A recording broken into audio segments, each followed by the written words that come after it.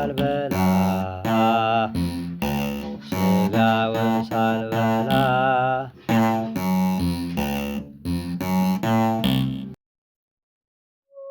አሜን። መቃባ ከኒልማ ከናፉረ ቁልቁሉ ዋቀ ቶኮን ኒያመንዳ አሜን። እግዚአብሔር ቤተሰቦች የእመቤታችን የቅድስት ድንግል ማርያም የአስራትና የአደራ ልጆች ይህ ቃል የሚሰማችሁ ሁላችሁም በልዑል እግዚአብሔር ፍጹም ሰላምታ እንደምን ዋላችሁ? እንደምን ሰነበታችሁ? አከም ወልተኒ አከም ቱርተኒ አከሚን የሆነ ገና ጌሰኒ አሜን። ገለተሙ አመለዋ ቅማሳ ከንቴ አባን ኬኛ ጎፍታን ኬኛ ቆርቸን ኬኛ ኢየሱስ ክርስቶስ jireenya kalee irra har'a dabalatee guyyaa har'aa kan nuuf kenne guyyaa har'aa kanaan immoo sagalee isaa dhageenyee jireenyaadhaan akka jiraannu gaabbiidhaan jiraannee foon isaa dhiigaa isaa nyaannaa dhugaa turre haaltu mootummaa isaa akka taanu kan nu waamee kan nu eeyyame abbaan keenya gooftaan keenya Yesuus Kiristoos maqaan isaa kan galatamee nuuf haa ta'u። እግዚአብሔር አምላካችን ነግሣ ኃይል ንጉሥ ክብር ኃይል ክቡር ቀደሰ ኃይል ቅዱስ ነውና በባህሪው ሞት በመንግስቱ ሽረት የሌለበት መድኃኔዓለም ኢየሱስ ክርስቶስ በልቦናችን አስበን በአንደበታችን ተናግረን ስለማንጨርሰው ምሕረቱ ቸርነቱ ይቅርታው ስሙ እየተመሰገነ ይሁንልን። እግዚአብሔር አምላካችን ቢወድና ቢፈቅድ አጠር ላለ ሰዓት ውስጥ የምናገርበት ኃይለ ቃል የሚሆነን ሐዋርያው ቅዱስ ጳውሎስ በተናገረው በሮሜ መልእክት ምዕራፍ 8 ቁጥር 18 ላይ ያለውን ኃይለ ቃል በማንሳት እንነጋገራለን። ቃሉም እንዲህ ይላል፣ ለእኛ የሚገለጽ ዘንድ ካለው ክብር ጋር ቢመዛዘን የአሁኑ ዘመን ስቃይ ምንም እንዳይደለ አስባለሁ። ለራሳችን እንዲመች የምናደርገው ለእኛ የተገለጠ ክብር። ይህንን ቃል ምናልባት ከቻላችሁ ብትሉልኝ ደስ ይለኛል። ያላችሁበት ሆናችሁ ከኔ ጋር አብራችሁ እንድትሉልኝ መልእክቴ ነው። ለእኛ የተገለጠ ክብር ከባይኒ ኑፍ ኬነሜ ዮካን ሞ ኑፍ ለብሰሜ isa jedhuudhaan mata dura gannee deeqa muraasaaf hin baranna. Waaqayyo nu gidduutti argamee akka nu barsiisu akka nu jajjabeessu karaa dhugaa isaa akka nu agarsiisu hayyama isaa nuuf haa ta'u። የዚህ ትምህርት ዋና ዓላማው ለእኛ የተገለጠውን ክብር ማወቅና እንዴት በዚህ ክብር መኖር እንዳለብን ማስረዳት ይሆናል። የተገለጠልንን ክብር ማወቅ፣ ከዛ በኋላ ደግሞ በዚህ ክብር ደግሞ እንዴት አድርገን መኖር እንዳለብን ማወቅና መረዳት ትልቁን የርዕሳችን መሪ ይሆናል ማለት ነው። በርዕሳችን ውስጥ የምንዳስሳቸው 3 ነገሮች፣ አንደኛ እርሱ ምንድን ነው ለሰዎች ልጆች የተገለጠው ክብር፣ ሁለተኛ ላይ እኛስ ለእኛ የተገለጠውን ክብር እንዴት አድርገን እንግለጠው። ኢኒን ከበይኒን ከኑፍላተሜ ኢኒን ማሊ ኮፈረቲ ከንላሉ የቹ ለመፈረቲ ገሩ ኑቲስ ኑፍ ከንላተሜ ሰን ከበይኒ ሰን አከሚቲ ሃኢብስኑ አከሚቲ ነሞታፍ ሃለብስኑ አከሚቲ ነሞታፍ አከኒኑ አከሚቲ ነሞታፍ ኑረቲ ሃአርገሙ ሃኢላለሙ ተጀዱሰን ለመፈረት ይላል። ሰደፈረቲሞ ሶስተኛው ላይ በመጨረሻው የክብር ጉባኤ ላይ ለመሳተፍስ ምን እናድርግ? የክብር ጉባኤ ይጠብቀናል። እዛ ክብር ጉባኤ ላይ ለመሳተፍ ምን እናድርግ?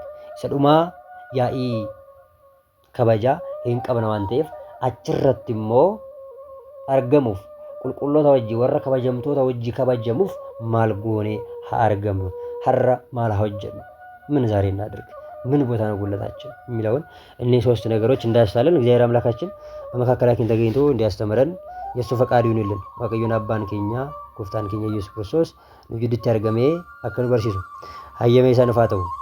እንግዲህ አንደኛውን ስንመለከት እሱ ምንድነው ለሰዎች ልጆች የተሰጠው የተገለጠው ክብር ምንድነው? እሱ አንደኛውን ስንመለከት ለሰዎች ልጆች የተገለጠው ለሰዎች ልጆች የተሰጠው ትልቁ ክብር ለምስጋና መፈጠሩ ነው።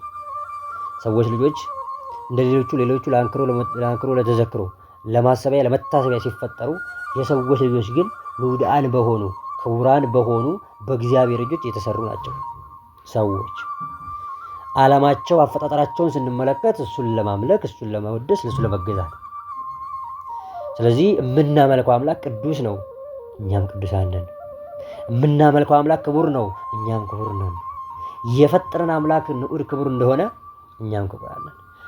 ስለዚህ እሱ ለሱ በባህሪ የሆኑትን ነገሮች ለኛ በጸጋ ሰጥቶናል። እኒን ጅሬኙ ማእሳቲን ቁልቁሉዳ እኒን የሮኑ ኡመሞ ቁልቁሉ ጎደኒ ኡሜራ እኒን ከበጀማዳ የሮኑ ሞ ከበጀማዳን ኡሜራ uumamtoota hunda akka jiraachisnu akka nuuf bitaman nuumeera waaqayyoon abbaan keenya። እኛ የተፈጠርንበት ዓላማ በዚህ ነው። ተከብረን ንዑዳን ሆነን የፈጠረን ቅዱስ ጴጥሮስም ይናገራል፣ ኦሪት ዘሌዋውያን ላይም ይናገራል።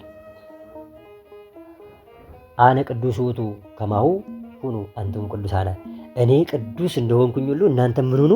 ቅዱሳን ሁኑ። ሐዋርያው ቅዱስ ጳውሎስም ለሮሜ መልእክቱ ምዕራፍ 2 ላይ ሲጽፍ ቅዱሳን ልትሆኑ ለተጠራችሁ ይላል።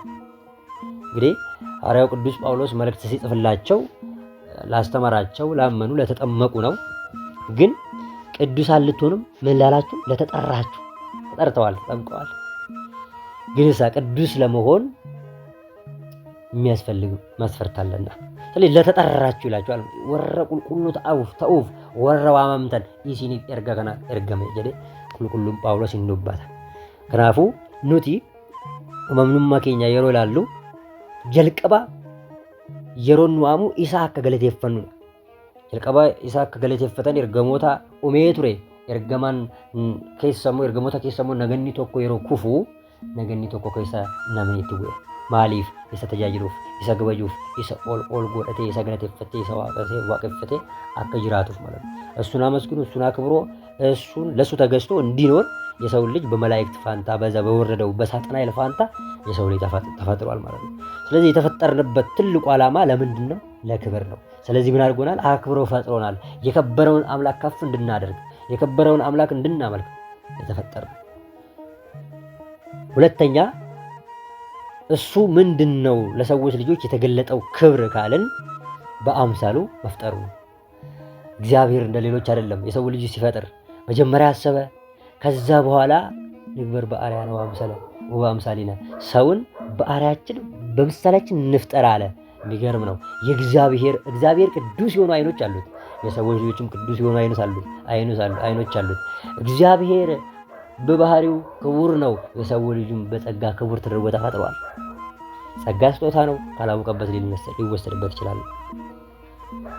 ስለዚህ እግዚአብሔር ቅዱስ የሆኑ ልጆች አሉት። የሰው ልጅም ቅዱስ የሆኑ ልጆች ተደርጎ ተፈጥሮለታል። ስለዚህ በአምሳሌ የፈጠርኳችሁ በአምሳሌ እንፍጠር ሲል ለሱ የሆኑትን ነገሮች ሁሉ ለኛ ሰጥቶን የፈጠረን እግዚአብሔር እንዴት አድርጎ አክብሮናል! በእውነቱ እንዴት አድርጎ ወዶናል! እንዴት አድርጎ መርጦናል!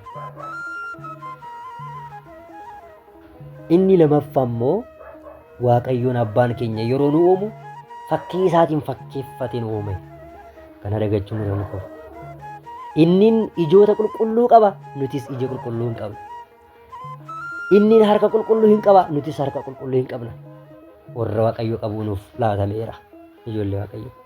Kanaafuu kabajamummaa keenya yeroo laallu yookaan immoo kabaja nuuf laatame yeroo laallu አርአያ ኢሳቲን ፈኪ ኢሳቲን ነው ወይሳ የሚያስደንቅ ነው። እሱ በራሱ በአርአያው በአምሳሉ መፍጠሩ እንዴት አድርጎ እንዳከበረን የሚገልጥ ነው ማለት ነው። ሶስተኛው 99 ነገደ መላእክት ትቶ አንዱን አዳምን ፍለጋ በምድር መምጣቱ የሚገርም ነው። እንዴት አድርጎ ነው የሰው ልጅ ያከበረው? እንዴት አድርጎ ነው የሰው ልጅ እዚህ ጋር የመረጠው? እንዴ እሱን የሚያመሰግኑ 99 ነገደ መላእክት ማለት እልፍ አእላፋት የሆኑ መላእክት እኮ አሉ እሱን የሚያመሰግኑት። ግን አዳም ፈጥሮት ቢበድል ከገነት ቢወጣ እሱን ከማመስገን ዞር ቢያደርግ ፊቱን ተከትሎት መጣ። ምን አይነት መውደድ ነው! ምን አይነት የክብር መገለጥ! እንዴት አድርጎ የሰው ልጅ ቢያከብረው ነው! አከብቲ ጃለቱ ኢሳቲ ኢሳ ከንገለቴፈተን ነገዲ ሰገልተቢ ሰገል ቁልቁሎታ ኤርገሞታ ኦሶ ጅራተን እኒ ቶኮ እኒ በዴ በርባዱ ዱፉን ኢሳ አከምቲ ነማዲንኩ አከምቲ ዱጉማን ነማ ዋቀዮ ከበጄ እንዴት አድርጎ ነው እግዚአብሔር የሰው ልጅ የወደደው? በእውነቱ ለዛውም የመላእክትን ባህሪ ያልወሰደም ማለት የሰውን ባህሪ ነው የወሰደው። የሰው ባህሪ መተኛት፣ ማንቀላፋት ለሱ የማይገቡት በፍጹም የሆኑት የማይችሉት ነው እሱ ያደረጋቸው። ቅዱስ ኤፍሬም እንደተናገረ የማይታወቅ ታወቀ፣ የማይታይ በስጋ ታየ፣ የማይገለጥ በስጋ ተገለጠ አለ። እሱ ረቂቅ ነው በባህሪው። እግዚአብሔርን በባህሪው ያየው የለም፣ ግን እኛ በስጋ እንድናየው ሆነ። ምንድነው ካላችሁ የሰው ልጅ እንዴት አድርጎ እንዳከበረው፣ እንዴት አድርጎ የሰው ልጅ እንደፈለገው የምናይበት። እግዚአብሔር አምላካችን በዚህ ክብር እንድንኖር ይርዳል። ሌላው አራተኛ የምንመለከተው በአምሳሉ በአርአያው ፈጥሮት ከዛም በኋላ ከሰማይ ምድር መጥቶ የእሱን ስጋ ለብሶ እስከ ቀራንዮ ድረስ የከፈለው ዋጋ የሚገርም ምን ያህል ቢያከብረው ነው። የሚገርማችሁ ነገር ቅዱስ ዮሐንስ በወንጌሉ ሲጽፍልን ምዕራፍ 1 ላይ ወደ ወገኖቹ መጣ፣ ሊያድናቸው፣ ሊያከብራቸው፣ ሊመርጣቸው፣ ወደ ቀድሞ ክብራቸው ሊመልሳቸው መጣ አለ። ግን ወገኖቹ አልተቀበሉትም። የሚገርም እኮ ነው። የእኛን ስጋ በመልበስ ወገን ሆነን ሳለ እኛ ግን አልተቀበልነው። እኛን ሊያድነን መጥቶ ሳለ እኛ ግን ድንጋይ ነበረን ስንዘረዝርበት የነበረው። ታዲያ ምን ያህል ማክበር ነው የሰው ልጅ! እንዴት አድርጎ ነው የሰው ልጅ የወደደው በእውነት!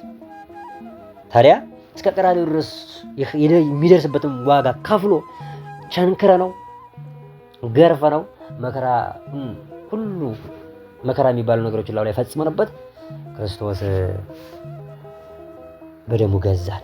ሐዋርያው ቅዱስ ጳውሎስ ኢሲን ከን ከይሰኒ ሚቲ ዋ ከይሰኒ ተካይ ቀብዱኑ ፌዲ ከይሰን ማለ ፌዲ ከይሰኒስ ስርቲ ወኒ ጎዳ ወይታን ግስ ዋላ ጣት ላይ ለፍቶ ተሰጋከቡ ፎን ኢሰን ከይሰርቲ ፌዲን ከይሰን አከይትን ወለ ከነሞ አከይትን ጃዝኒ ፎን ከይሰኒን ፌዲ ፎን keessaniin hin jiraatina waaqayyoodhaan bitamtaniirtu gooftaa Yesuus Kiristoos dhiiga isaatiin isin biteeraa jedha. Isin biteera isin kan keessanii biti waa keessan takkan qabdanii fedhii keessan malee የእናንተ የሆነ ነጻ ፈቃዳችሁ ነው እንጂ ምንም የላችሁም። ክርስቶስም ሲናገር ምን አለ? እያንዳንዳችሁ የጸጉራችሁ እያንዳንዶች ቀጭማ ጸጉራችሁ እያንዳንዷ የተቆጠረች ነች በእኔ ዘንድ አለ። እሺ ጸጉሩን ቆጥሮ የሚጨርሰው ማን ነው? ማን ነው ቆጥሮስ ማወቅ የሚችለው? በክርስቶስ ዘንድ ግን የተቆጠርነን። ዓለም በእጁ መዳፍ ላይ ነው ያለችው። ዓለምን ካለመኖር ወደ መኖር ያመጣ አምላክ ዓለም በእጁ ላይ ነው ያለችው እና በክርስቶስ እየተቆጠርን የከበርን እንደሆነ የኛ የሆነ ነገር ምንም እንደሌለን የኛ የሆነ ግን እሱ ምንድነው ነጻ ፈቃዳችንን መቆጣጠር እንዳለብን ሐዋርያው ቅዱስ ጳውሎስ እሷን ነጻ ፈቃዳችሁ በራሳችሁ ላይ በስጋችሁ ላይ እንዳትገዛችሁ እንዳትቆጣጠራችሁ ራሳችሁን ጠብቁ አለ። ያቺ ነጻ ፈቃድ የስጋ ልትሆን ትችላለች፣ ወደ ሲኦል ልትከት ትችላለች፣ ለዓለም ፍላጎት ልታስገዛን ትችላለች፣ ከቤቱ ልታወጣን ትችላለች፣ ከአገልግሎት መድረክ ልታርቀን ትችላለች። ስለዚህ አለ ወይታንግስዋ ላይ ለፍቶ ተስጋክሙ ያችን ኃጢአት በራሳችሁ ስጋችሁ ላይ እንዳትነክሷት ያችም ነጻ ፈቃዳችሁ ነች አለ። ስለዚህ ነጻ ፈቃድ ስንመርጥ የትኛው መምረጥ እንዳለብን ወደ እግዚአብሔር የሚያቀርበን የትኛው ነው የሚለውን ነገር ያንን መንፈስ መመርመር ያስፈልጋል። ቅዱስ ዮሐንስ እንዳለ አፍሪም ባየዳ አፍሮ ቁልቁሉ ገሩ ማልጎዳ ፍለዳ የሌዱበት ያ ከናፉ ይህንን ማወቅና መረዳት ያስፈልጋል። ክርስቶስ እስከ ቀራንዮ ድረስ የሰው ልጅ እየቸነከር ነው፣ እየገረፍ ነው፣ እያሰቃየ ነው፣ እየወጋ ነው፣ እየቸነከር ነው። የሰው ልጅ ማዳኑ የሚገርም ነው። ምን ያህል ቢያከብረው ነው፣ ምን ያህል ቢወደው ነው። ሌላው አምስተኛም ደግሞ ያስደነቀኝ ነገር ምንድነው? የሰው ልጅ ካዳነው በኋላ ስጦታ ከምንላቸው እነዚህ ነገሮች ይመደባሉ። በእውነቱ ካዳነው በኋላ የንስሐ በር መክፈቱ አድኖታል እኮ ዋጋን ከፍሎ አድኖታል። የሰው ልጅ ምንም ነገር ሳያደርገው መጥቶም ሳለ ወዶትም ሳለ ፈልጎትም ሳለ ድንጋይ እየወረወረበት አድኖትም እንደገና የንስሐ በር ከፈተለት። የሚገርም በቀድና ከዚህ በኋላ አይመለከተኝም ማለት ይችላል ነበር። ቃል የገባውን እኮ ፈጽሞ ነበረ። ግን አሁንም ቀንበሬ ልዝም ነው፣ ሸክሜ ቀላል ነው፣ ኑ እኔ አሳርፋቸዋለሁ። አንኢሲን ቡቄሳ ኮታ ረሆ ለጴ ከይሰኒ በቆና ያርገጥ አንጩቡ ከይሰን እንጅቤ ማለት አኔሲን እንጅቢኔ እናንተን አልጠላውም ኃጢአታችሁን ጠላው እንጂ አለ። ስለዚህ የንስሐ በር መክፈቱ የሚገርም ነው። የሰው ልጅ እንዴት አድርጎ መውደዱ እንዴት አድርጎ ለዛ ለመጀመሪያ ለፈጠረው ክብር እንዴት እንደሚፈልገን በእውነቱ እነዚህ ነገሮች ስናስባቸው እጅጉን ይደንቀናል። ስለዚህ እሱ ምንድነው ለሰዎች ልጆች የተገለጠው ክብር የምንለው ከሆነ እነኚህን አምስት ነገሮች መያዝ በደንብ ተገቢ ነው ማለት ነው። በደንብ ተገቢ አንደኛ ለመስጋና መፍጠሩ፣ ሁለተኛ በአምሳሉ መፍጠሩ፣ ሶስተኛ 99 ነገደ መላእክትን ትቶ አንዱን ንጹሃን ቅዱሳንን ትቶ አንዱን የሰው ልጅ ሊፈልግ ማምጣቱ እጅግ የሚያስደንቅ ነው። አራተኛ እስከ ቀራንዮ ድረስ ተሰቅሎ የሰው ልጅ ማዳኑ፣ አምስተኛ የንስሐ በር ለሰዎች ልጆች መስጠቱ። ሰው ደካማ ነው፣ ኃጢአትን ይሰራል።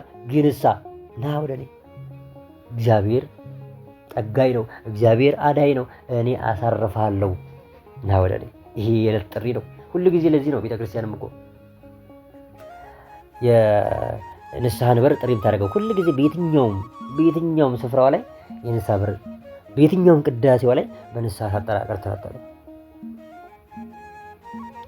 ነሱ ወመኑስ መቀርበቲቲ መንግሥተ ሰማያት ይህች ሳንቁልቁሊቲን ኢየሩሳሌም ከእንጀራም ትውሰን ያቴርቲ ቦሩዳ እንገደደ ከለቲያዱስ ቶርባን ኢንጀዲና ያቴርቲ አማይ ሲምቢራ ጅርቲ ከናፉ ማልጎዳ ጋቢ ሴና ቀርባለች፣ ስራችሁን ያለችው ምን በሉ ታዲያ ንስሐ ግቡ።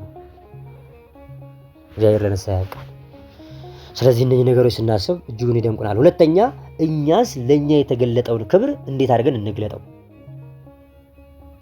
እኛስ ለእኛ የተገለጠውን ክብር እንዴት አድርገን እንግለጠው? የተገለጠልን ክብር አለ፣ የተሰጠን ክብር አለ። ያንን ክብር እንዴት አድርገን እንግለጠው? እንግዲህ ይሄ ትልቁ ለእኛ መሰረት የሚሆኑን ቅዱሳን ሐዋርያት ናቸው። ቅዱስ ጳውሎስ ይሄንን ሲናገር ለእኛ ይገለጥ ዘንድ ካለው ክብር ጋር ቢመዛዘን የአሁኑ ዘመን ስቃይ ምንም እንዳይደል አስባለሁ አለ። በወቅቱ ካስተማራቸው በኋላ ለሚፈታተኗቸው ለጣዖት አምላኪዎች ያመኑት ሆነው የእሱ ወገን ሆነው ለሚፈታተኗቸው ሰዎች ሌላ ለሚደርስባቸው ተግዳሮቶች፣ መከራዎች ይህን ጽፎላቸዋል። ይሄንን ማለት ነው። ዛሬ ግን ለእኛ ይጻፈልን፣ ለእኛ ይናገረናል ቅዱስ ጳውሎስ። በዘመናችን የሚደርሰው መከራ ምንድን ነው ታዲያ? ያን ካወቅነው በኋላ ምንም እንዳይደለ አስባለሁ አለ። ለየትኛው አለ? ለእኛም ይገለጽ ዘንድ ካለው ክብር ጋር ቢመዛዘን ምንም እንዳይደለ እናስባለን። እና ሐዋርያት ጥሩ የህይወት የአገልግሎት ዘመን ነበራቸውና የእነሱን ጥቂቷን እንደው አንዷን ራሱ ብንመለከት በዚህ በሐዋርያት ሥራ ምዕራፍ 4 ቁጥር 1 ጀምራችሁ ስትመለከቱ ጴጥሮስና ዮሐንስ ለሕዝቡ እየተናገሩ ሳሉ ካህናትና የቤተ መቅደስ ጥበቃ ኃላፊ እንዲሁም ሰዱቃውያን ድንገት ወደ እርሱ መጡ ይላል። እየተናገሩ ሳሉ እያስተማሩ ሳለ ወደ እርሱ መጡ። እነርሱም ሐዋርያት ሕዝቡን በማስተማራቸውና በኢየሱስ ስም ስለተገኘው ትንሣኤ ሙታን በመስበካቸው እጅግ ተቆጩ። የሚገርም ነው። ዛሬ እኮ ኢየሱስ ክርስቶስን ስንሰብክ የሚቆጩ ሰዎች አሉ እኮ። እውነተኛውን ኢየሱስ ይዘን ሳለ እኛ እውነተኛውን ኢየሱስ በምንሰብክበት ሰዓት ሐሰተኛውን ኢየሱስ የሚሰብኩ ሰዎች አሉ። እኛ እውነተኛውን ኢየሱስ ስንናገር ኢየሱስ ክርስቶስን ስንገለልጠው ጌታችን አምላካችን መድኃኒታችን ኢየሱስ ክርስቶስ ስንለው የሚናደዱ ሰዎች አሉ። ኢየሱስ ጌታ ነው። አንዱ ሰው አስቸገረኝ። እንደዚህ በመንገድ ላይ ብዙ ጊዜ ኢየሱስ ጌታ ነው ይለኛል። በንግግሮች ሁሉ ኢየሱስ ጌታ ነው። ኧረ ተወኝ አንተ ሰው፣ በንግግሮች ሁሉ ኢየሱስ ጌታ ነው። እሺ አንድ ጥያቄ ልጠይቅ። እሺ ጠይቀኛለህ። ኢየሱስ ጌታ ነው የሚል ጥቅስ አምጣ ነው። ከየት ነው የቀራሱ ያገኘው? በየእንትኑ ኢየሱስ ጌታ ነው ይላል። ከየት አመጣው? እሺ ሲያምጣ ቁጭ ራሷን ኢየሱስ ጌታ ነው የምትል ነገር አምጣ። የለም ማለት አንተ ራስህ ሰዎች ሐሳብ ላይ ተመስርተህ ደግሞ እንደገና ቅዱሳን የመሰረቱን ቢዝ ቅዱሳን የመሰረቱትን መሰረት ቅዱሳት የሆኑ መጻሕፍቶች ደግሞ ተተቻላል ጭጭ አለ። ከዛን ቀን በኋላ የምን ኢየሱስ ጌታ ነው ይሸሸኛል ገና ይሄኝ ራሱ ማለት ነው። እና እውነተኛውን ኢየሱስ ክርስቶስን እንዳንገልጥ የሚሸፍኑ ሰዎች አሉ። እና እነዚህ ሰዎች ስለ ኢየሱስ ክርስቶስ ስለሙቱን ድል አድርጎ መነሳቱ በመስቀል ላይ ስለመሰቀሉ በመስበካቸው እጅግ ተቆጩ ይላል። እነኛ አይሁዳውያን እኔ አራኔ ይጀራል ወይ ዱጋ ኢየሱስ ክርስቶስ ከንተ ዋለብሱ ይሳኒ በርሲሱ ይሳኒ ዱአ ከው ጎፍታ ኢየሱስ ክርስቶስ ረቱ ይበል ፈኖረቲ ፈኒፈሜ ነሞተ ፈይሱ ይሳ ዱካ ቦኒ የሮ በርሲሰን ጴጥሮስ ዮሐንስ አይሁዶኒ ገሩ ይሳኒቲ ከካአኔ ይላል። ተነሳሱባቸው ጴጥሮስና ዮሐንስን ቀጠለውም ያዟቸው። ጊዜውም ምሽት ስለነበረ እስኪነጋ ድረስ በወህኒ ቤት አሳደሯቸው። ወህኒ ማለት እስር ቤት ማለት ነው። በዛ በእስር ቤት አሳደሯቸው አለ። ቃሉን ሲያስተምሩ ከሰሙት መካከልም ብዙ ሰዎች ያመኑ ይላል። እነሱ ወደ እስር ቤት ይገባሉ፣ ከኋላ ግን ያሉ ሰዎች ያመኑ። የሚገርም የወንዶች ቁጥር ብቻ ራሱ 5000 ከፍ አለ ይላል። የዛን ጊዜ ከሰሙት ማለት ነው። የዛን ጊዜ ከተማሩት ዲያርጎ ክፍት የሆነ ህሊና እንዲያርጎ ለወንጌሉ ክፍት የሆነ ልብ ያስፈልጋል። ወንጌሉ እንዲገባ ውስጣችን ካልተከፈተ ውስጣችን ካልደማ መቼም ልንሰበርና በህይወት ልንኖር አንችልም ክርስቲያኖች። ስለዚህ በዚህ መልኩ መሰራት ያስፈልጋል። ታዲያ ወደ ቤተ መቅደስ ሲገቡ አንድ በዚሁ ቀጥሎ የተጻፈ ታሪክ አለና እድሜ ልኩን ከመወለዱ ጀምሮ ሽባ የነበረ ሚላን ካን እንዲምኔ ኡመሙ ማይሳቲን ሚላን ዳበቹ ካን እንደንደኘ ነመቶኮ ቱሬ ኢኒስ ፉሌ መቅደሰ ቢራ ዳበቴ ካንሞ ቤተክርስቲያና ፉሌ ታኤ ማለቀ ሳንቲማዊ ይህን ቀደታ ቱሬ የሆነ ሳንቲም ነገር ይለምን ነበረ። ታዲያ ቅዱስ ጴጥሮስና ቅዱስ ዮሐንስ ወደ ቤተ መቅደስ እየገባሉበት ሰዓት እጁን ዘርግቶ ለመናቸው። አንተ ሰው አንተ የምትለምነንን ድቃቂ ሳንቲም የለንም፣ ያለንን ግን እንሰጥሃለን አሉት ይላል። ሐዋርያት ቤታቸውን፣ ንብረታቸውን፣ ሕይወታቸውን ሙሉ ትተው ነው ክርስቶስን የተቀበሉት፣ ክርስቶስን የተከተሉት። ክርስቶስ ዱጋ በኡፍ አከናበር ተው በርባች ሰለ ክርስቶስን ለመከተል አሳሳቢ የሆኑብን ነገሮችን መተው አለብን። ክርስቶስን ማስቀደም አለብን በሁሉም ነገር። በየትኛውም የህይወት ዘርፋችን ላይ ክርስቶስ ሊቀድም ይገባል። ክርስቶስ ካልቀደመ መሰናክል ይመጣል። ክርስቶስ ካልቀደመ አካኪዳችን ይበላሻል። ክርስቶስ ካልቀደመ መንገዱ ይጠፋና ባልሆነ መንገድ ሄደን እንሰናከላለን። ስለዚህ ክርስቶስ ሊቀድም ይገባል። እኛ ያለን ሁሉን ነገር የተከተለለት ኢየሱስ ክርስቶስ ነው። በኢየሱስ ክርስቶስ ስም ተነሳና ተመላለስ አሉት ይላል። ክብር ለሱ ይሁንና ያ ከተፈጥሮ ጀምሮ ሽባ የሆነ ሰው ተነስቶ መመላለስ ጀመረ። ከኤዲደሙ እንደደሜ መቃ ጎፍታ ኢየሱስ ክርስቶስ አቲ ዋንጀቱ ሳንቲ መሰለኝ ቀብኑ ዋቀብ ነገሩ አመንቲው ቀባቴ ሲፍታ ያኒ ነና መና ማልና ከኔቱ አየ መቃ ጎፍታ ኢየሱስ ክርስቶስን ከኤዲደሜ ያኒ ከኤዲደሜ ኛዱ ወጀቱ ኛዱ ያኒ እኒስ ከኤዲደሙ ጀልቀበይ መሄድ ጀመረ። እግዚአብሔር ማመስገን ጀመረ። አይሁዳውያን ይሄን ነገር አዩ፣ ተደነቁ።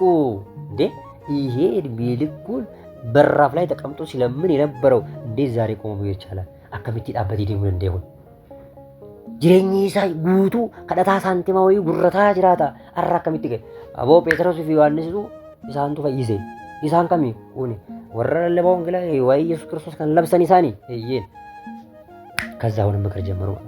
እነኚህ ማን ነው ያዳነው ይባል በእስራኤላውያን ዘንድ ወሬው በጣም ቀለጠ። ታዲያ እነኚህ የአይሁዶች ሸንጎች የሚባሉት ኢየሱስ ክርስቶስን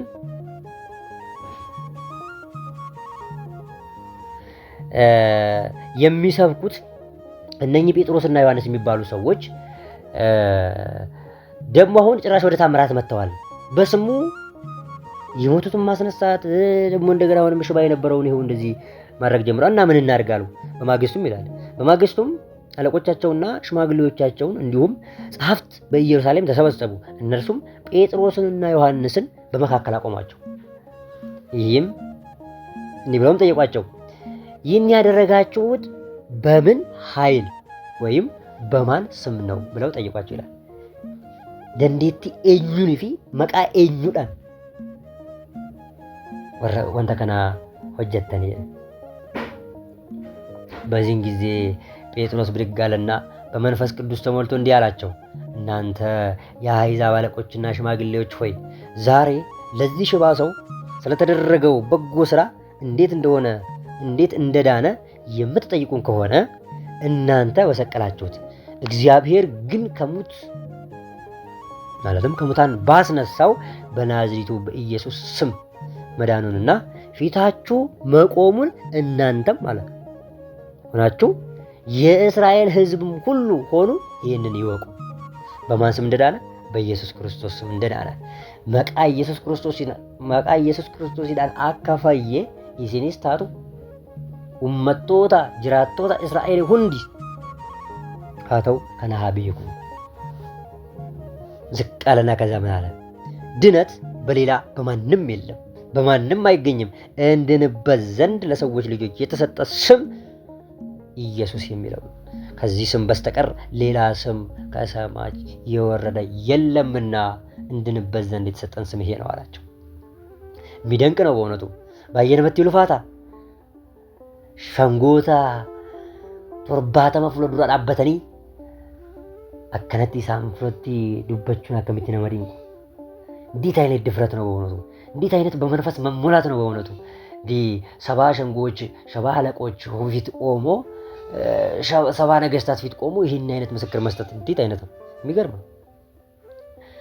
ታዲያ ብዙዎች ይህን ሐሳብ ይወስዱና ምን ይላሉ? በኢየሱስ ስም ብቻ ነው ድነት፣ ከዛ በስተቀር ድነት የለም ይሏቸዋል። መላእክት አያድኑም፣ ቅዱሳን አያድኑም፣ ድንግል ማርያም አታድንም። እንዴ ኧረ ተው አላቸው። ምንድን ነው የሚለው? የያዙት ወንጌል እኮ ራሱ ይነግራቸዋል። እስመ ለመላእክቲሁ ይእዜሙ በእንቲአከ ከመ ይቀቡ በኩሉ ፍናዊከ። የሚገርም እኮ ነው። መላእክቱን ሰላምታ ያዛቸዋል። ኤርገሞታ ዋይ ኬፍ ኒ አጀጃ ከመ ይቀቡከ በኩሉ ፍናዊከ። ፍናው መንገድ ነው። በመንገድ ሁሉ በህይወት በምትራመደው በምታረጋቸው ነገር ሁሉ ይመሩ ዘንድ ይጠብቁ ዘንድ መላእክቱን ሰላምታ ያዛቸዋል አለ። ማንም ያዛቸው? እግዚአብሔር ሾማቸው፣ የመረጣቸው፣ የፈጠራቸው ፍጥረታቱ ስለሆኑ። እንዴት ታዲያ መላእክት የሌላ ወገን ናቸው ይባላሉ? አከሚቲ ወረቶ ቢራ ጀደሙረ ኢሳፍ አጀጀማ ኢሳፍ ኢሳቲ ፍሎዱራ ዳበቻ ከደና ነሞታ ገረ ዋቀዮ ኤባ ዋቀዮ ሞ ገረ ነሞታ ከንፊደ አከሚቲ ወረ ቢራ ጀደሙረ እንዴት ሌሎች አካሎች ናቸው ይባላሉ? ድንግል ማርያም በድንግል ማርያም ስም ሌላ ድነት የለም። እንድንበት ዘንድ የተሰጠው ኢየሱስ ነው። ኧረ ተው። ድንግል ማርያም ማለች እኮ ታቢው ነፍሴ ለእግዚአብሔር ወተሳሲ መንፈሴ በአምላኬ ወመድኃኔ እስመ ርኤ ሕማም አላመቱ። የሚገርም ነው። መንፈሴ እግዚአብሔርን ከፍ ከፍ ታደርገዋለች። ነፍሴ እግዚአብሔርን ከፍ ከፍ ታደርገዋለች። መንፈሴም በመድኃኒቴ በእግዚአብሔር ደስ ይላታል። የባሪያይቱን ውርደት ተመልክቷልና አገርተን ይላል ኢሲን ሀዳታቴ አገሩ ተጃጅልቱን መይሳ አርጌራ ጀትሉበት እሷ እናት ሆና ሳለ ምን ትለው ነበር? ግን የባሪያይቱን ውርደት አያገልጋዩን ውርደት ንጽሕት ናት፣ ቅድስት ናት፣ በድንግልና በአካል በሐልዮ በነቢብ በገቢር በሁሉም ንጽሕት ናት። ግን ውርደት አለች። ትትናዋን ተመልከቱ። እና እኔ አገልጋዩ ባሪያው ነኝ እያለች ድንግል ማርያም እንዴት ሌላ አካል ትሆናለች? የእሳት ሙቀቱ ማቃጠሉ በእንጨት እንደሚታወቀው እንጨት ገብቶበት የእሳት ማቃጠሉና ሙቀቱ እንደሚታወቀው የእግዚአብሔር ድንቅ ስራው ተአምራቱ የሚታወቀው በቅዱሳኑ ነው። ሚካኤልን ጠይቁት፣ በማን ስም ነው ሲያዳንከን በሉት። በማን ስም ነው ከመከራ ያወጣኝ ብላችሁ ብትጠይቁት በኢየሱስ ስም ነው የሚላቸው። ምክንያቱም ከሌላ ከየትም ኃይል አላገኘም። ኃይሉ ፓወሩ ክርስቶስ ነው። ክርስቶስ ነው የሚሰራው። ነገሮችን ሁሉ ወደ ክርስቶስ ይወስዳል። ክርስቶስ ደግሞ ከዛ ምላሽ ይሰጠዋል። ቀለቀ። ኢየሱስ ተላላኪ ነው። ይጠብቁን ዘንድ ያዛቸዋል። ግን ይሄ የሚሆነው መላእክቱን ለሚፈሩ መላእክቱን ለሚያከብሩ ኤርገሙተ ወረሰው ዳተኒፍ ኤርገሙተ ወረከበ ጀኒፍ ኢሳኒፍታ መለሂንታው የእግዚአብሔር መልአክ እግዚአብሔርን በሚፈሩ ሰዎች ዙሪያ ይሰፍራል። የእግዚአብሔር መልአክ በሚፈሩ ሰዎች ዙሪያ ይሰፍራል። መጀመሪያ እግዚአብሔርን የምትወጂው የምታፈሪው ከሆነ የእግዚአብሔር መልአክ ወደ አንቺ ሊመጣ ይችላል። የእግዚአብሔር መልአክ ይመጣብሽ ግን ለመምጣት ወደ አንቺ እንዲጋበዝ ከፈለግሽ እንዲያበረታሽ እንዲያጽናሽ የምትፈልጊ ከሆነ ግን ያን መልአክ ማወቅ አለብሽ። ያን መልአክ ማክበር አለብሽ። ያን መልአክ እግዚአብሔር በመረጠው ባከበረው ልክ የምታከብሪ ከሆነ ወደ አንቺ ይመጣል። ያለዛ በስተቀር ግን አይመጣም። አያቅሽማ። ስለዚህ በዚህ መልኩ ከክርስቶስ ጋር መዋዳል። መላእክት የእግዚአብሔር ፍጥረቶች ናቸው። መላእክት እግዚአብሔርን ነው የሚያመሰግኑት። እግዚአብሔርን ከምናመሰግንበት አንዱ የእግዚአብሔር ልጆች ከምንሆንበት አንዱ ጥምቀት በዛ ካልተገናኘን በስተቀር ከመላእክት ጋር ህብረት አይኖረንም። ያልተጠመቁ ሰዎች ከመላእክት ጋር ህብረት የላቸውም። መላእክት ወደ እነሱ አይላኩም። ዕጣ ፈንታቸው ያ ቀዥቃዣ የሆነ ምርጫ፣ ሁል ጊዜ ጥፋት፣ ሁል ጊዜ ኃጢአት የሆነ ዲያብሎስ ነው ወደ እነሱ የሚላከው። ያ ሰይጣን ነው የሚላከው ወደ እነሱ። እግዚአብሔር ከዚህ ይጠብቃል። ስለዚህ ቅዱሳን የእግዚአብሔር ታምራት የእግዚአብሔር ድንቅ ስራ የሚገለጥባቸው ናቸው እንጂ ሌላ አካሎች አይደሉም። ታዲያ ወደ ሐሳቡ ስንመጣ አይሁዳውያን ይህን ነገር ታምራት መስራታቸው ጨነቃቸው፣ በሕዝቡ ሁሉ ተነገረ። ምን አሉ ይላል ዝቅ ብላችሁ 16 ላይ ስታነቡ የታወቀ ምልክት በእነርሱ በሐዋርያት እጅ እንደተደረገ በኢየሩሳሌም ለሚኖሩ ሁሉ ተገልጧልና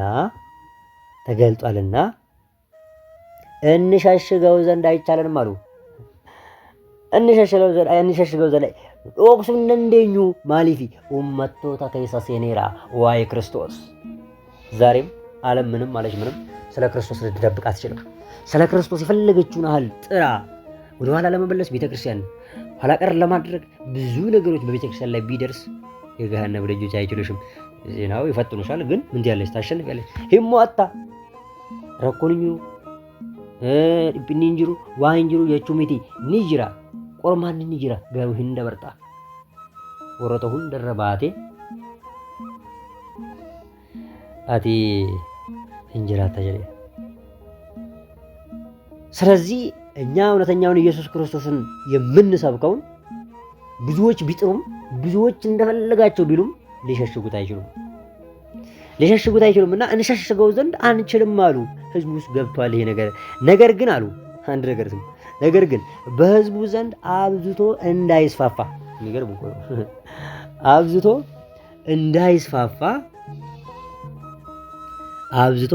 እንዳይስፋፋ ከእንግዲህ ወዲህ ለማንም ሰው በዚህ ስም እንዳይናገሩ እየዛትን እንዘዛቸው ብለው እርስ በርሳቸው ተማከሩ ይላል። አራቦዳ መቃ ከናን መቃ ኢየሱስ ዳን አካ ኢሳኒ በርሲስኔ መቃን ኩንስ አካ ይምበለኔ ሶላች ሰዓትን ኢሳኒ ተሃይሙ የሚገርም እያስፈራናቸው ለነሱ እንንገራቸው። ጠሯቸውም ሽምግላውን ይሄን ውሳኔውን ከወሰኑ በኋላ ጠሯቸው። ጠርተውም በኢየሱስ ስም ፈጽሞ እንዳይናገሩና እንዳያስተምሩ አዘዟቸው ይላል። የሚገርም ነው። 19 ላይ ስትመለከቱ ጴጥሮስና ዮሐንስ ግን ይላል መልሰው እንዲህ አሏቸው። ሸንጎቹን እኮ ነው ሸንጎቹ አደባባይ ፊት ለፊት እኮ ነው። እግዚአብሔርን ከመስማት ይልቅ እናንተን እንሰማ ዘንድ በእግዚአብሔር ፊት የማይገባ እንደሆነ እወቁ። ዋቀዮ ደገው ይራ ይሲን ደገውን ዋቀዮ ብረት ፍለጠማ አካ ሂንታኔ ከናቤካ እኛስ አለ ያየነውንና የሰማነውን ከመናገር ዝም ማለት አንችልም አሏቸው ይላል። ኑቲ ገሩ ከኒሰላሌ ከንደገኘ ሰን ዱባቹራ ገረ ዱባቸቹ ጨሊሱ ሄንደንደኙ ተሱማ አንችልም አይቻለን ማለት የሚገርም ነው በእውነቱ። የሃይማኖታቸውን ጽናት፣ የሃይማኖታቸውን ትጋት፣ የሃይማኖታቸውን ጥንካሬ ስትመለከቱ የእኛን ስታዩት ከባድ። እግዚአብሔር አምላካችን የቅዱሳኑ በረከት በሁላችን ላይ ይደረድብን እና እኛ ያየነውንና የሰማነውን ከመናገር ዝም አንልም አሏቸው። ቢገርፏቸው፣ ቢያሰቃዩቸው፣ ቢያወጧቸው፣ ቢያወርዳቸው ምንም ሊያደርጓቸው አልቻሉም። ታዲያ ቅዱስ ዮሐንስና ቅዱስ ጴጥሮስ ሌሎች አሁን እንደሚሉት በኢየሱስ ስም የተባለ ሐዋርያት እንደዛ ስላሉ በኢየሱስ ስም እንጂ ሌላ ድነት የለም ብለው ይነገሩ። ሐዋርያት ያሉት አምላክ አያድናችሁ ኢሲን እንፈይሱ ጅራታ ኡማ ከንቴ ፈይሳን ቶኮ እኒን ጎፍታ ኢየሱስ ክርስቶስ ሊያድናችሁ የሚችለው የፈጠራችሁ አምላክ ሕይወታችሁን የገዛት አምላክ እሱ ኢየሱስ ክርስቶስ ነው ብለው ነው ተናገሩ። እና ይሄ ያልገባቸው ሰዎች በኢየሱስ ስም ብለዋል፣ ከዛ በተቀር ሌላ የለም ብለው ሊሏችሁ ይችላሉ። ኢየሱስ ስም የተባለው ግን እነኛ የሚያመልኩት የሚከታተሉት ስለነበረ ጠንቋይ ስላላቸው በየዕለት የሚገብሩለት የሚሰውለት መስዋዕት ስላለ እናንተ የምታደርጉት ነገር ሁሉ ምንድነው አላቸው? ድካም ነው። እናንተ የጥያቄ የሆነባችሁ ኢየሱስ ግን ድነትን ይሰጣችኋል። እሱ አምላካችሁ ነው፣ ፈጣሪያችሁ ነው። ኡማ ከይሰን እኒ ገለቴ ፈዳ እኒ ዋቀይሳ ኢሳት እንጅራዳ ከናፉ መቃይሳን መለይ ወራ አላን ይፍደኒ ፈይተኒ ፈይኒን ሂንጂሩ ሰሚረገድ ከንፍ ከነሜ ፈይሳን ቆሪቻን ካንቴ ቶኮ ጎፍታ ኢየሱስ ክርስቶስ ይዳ ጀደኒ ኢሳን ይትዱበተኒዳ እና ይህንን የሰማነውን ያየነውን ከመናገር ወደ ኋላ አንልም ነው። እኛም ዛሬ ተረካቢዎቹ ወደ ኋላ አንልም። ቅዱስ ያሬድ እንደነገረን ምንድን ያለን? እምሰማያት ወረደ ወማርያም ተወልደ ከመይስዓር መርገመ በሰላሳ ክረም ተጠምቀ በዕፀ መስቀል ተሰቅለ። ይሄ የሁል ጊዜ ስብከታችን ነው። ሰሚረገድ ቡኤ ማርያም ይረጠለቴ መርገመሰን ጁአሰን ከይሳ ኑባሱፍ ጩጶ ሂንጩጳሜ አከሱመሞ ዱአ ኢሳቲን ፈኖ ሙከረቲ ፈኒፈሜ ዱአ ኢሳቲን ኑቢቴራ ከና ለብሱ ረገድ እንደቢሉ ይሄን ከመመስከር ይሄን ከመስበክ ይሄንን በህይወት ከመኖር ወደ ኋላ አንልም ክርስቲያኖች። ቅዱስ ያሬድ ይሄን ነግሮናል። ከሰማያት ወረደ ከማርያም ተወለደ መርገማችንን ያመሰሰልን ዘንድ በሰላሳ ክረምት ተጠመቀ በዕፀ መስቀል ተሰቀለ ሕይወታችንንም ገዛት አለ። ይሄ የቤተ ክርስቲያን የሁል ጊዜ ህይወቷ ነው። አሁን ለቤተ ክርስቲያን ችግር የሆንባት ሰዎች ምን አይነት ሰዎች ነው ቢባል መስቀል አድርገናል፣ የመስቀሉ ትርጉም አልገባንም። ፈኖ ጎኔራ ሂካ ፈኖ በሩን እንጎል ፈኖ ጎደኔ ምን ሙዚቃ ከንደመን ጅሩ ፈኖ ጎደኔ ዋን እንታኔ ከሰሰኔ ዋን እንታኔ ከንደጋኒ ጅሩ ዋቀዮን ከነረቱ ማንቢሱ ከእንደዚህ አይነት እግዚአብሔር ይጠብቃል። ታዲያ ብዙዎችም ያውና መስቀል አድርገሻል ግን ያለሽበት ቦታ ያለሽ ስራሽ ደግሞ እንዲህ ስለሆነ በቃ ማመን በልብ ነው ይላል ማለት ነው። ስለዚህ ከእንደዚህ አይነት ህይወት ራሳችንን እንጠብቅ። ክርስትናችንን በተግባር ልንኖረው፣ ክርስቶስን በህይወታችን ልንሰብከው ያስፈልጋል። ክርስትናችን የስም መሆን የለበትም። ክርስቲያኖች መቃንታውን ቀቡ። ለምንድን ነው እኛን ሰው አይቶ ሐዋርያት እየሰበኩ እያስተማሩ እንደምታዩት ይመልሱ ነበረ። እነሱ ወደ እስር ቤት እየገቡ ሰዎችን ደግሞ ከኋላ ምን ይሉ ነበር? ያምኑ ነበረ። የሐዋርያት ህይወት እንዲህ ነበር። እኛ ታዲያ ቢያንስ ነው ያላመኑትን ማሳመን ቢያቅተን ያመኑትን የተጠመቁትን የተመረጡትን ማጽናት እንዴት ያቅተናል? ደግሞስ እኛ ቀድመን ከጠርተን ላልተጠሩ ሰዎች፣ ላልበረቱ ሰዎች፣ ሃይማኖቱ ላልገባቸው ሰዎች እንዴት መሰናክል እንሆናለን? ክርስቲያኖች ወፍራሉም በርባች ሰላዱማ ራሳችንን ማየት ተገቢ ነው። እኛ ቀድመን የተጠራን እንደ ሐዋርያት ጠንካሮች መሆን አለብን። የሚደርስብን ነገር ሁሉ ለመልካም መቀበል አለብን። በዚህ አድርገን ካልተሰራን በስተቀር መሰናክሎች ነው የምንሆነው። ታዲያ ሐዋርያው ቅዱስ ጳውሎስ ምን አለ? እኛስ ለእኛም ይገለጥልን ዘንድ ካለው ክብር በሚደርስብን መከራ ሁሉ ብንመዝነው፣ የዘመኑን ፈተና የዘመኑን መከራ ብንመዝነው ምንም እንዳይለለ አስባለሁ አለ። የሚገርም ነው። ጉማን አሁን የዛሬው መከራ የዛሬው ፈተና የፈለግን ብናስበው እንደ ሐዋርያት አይሆንም። ከዛም ደግሞ እንደ ክርስቶስ አይሆንም። ስለዚህ እንደፈለግን ብናደርገው ካለን ክብር የተነሳ ሐዋርያው ቅዱስ ጳውሎስ እናንተ የምታደርሱብኝ መከራ፣ የምትደበድቡኝ ድብደባ፣ የምታመጡት ሰይፍ፣ የምታደርጉት ነገር ሁሉ ለእኔ እንደ ቆሻሻ ነው አለ። እናንተ አጠራቅማችሁ እንደምትደፉት ቆሻሻ ነው። የሚገርም ነው። ምን አይቶ ነው እንደዚህ ያለው? አላ አያ 3 ቀን ሄደ እኮ የሰማይ ኑሮ አየሁ፣ እኔ ልሄድ እናፍቃለሁ፣ በሰማይ ልኖር እወዳለሁ አለ። የሰማይን አገልግሎት አይቶታል። አንዴሙን ሐዋ ጅሬኛ ሰሚሰን ጅራችሁን በርባዳ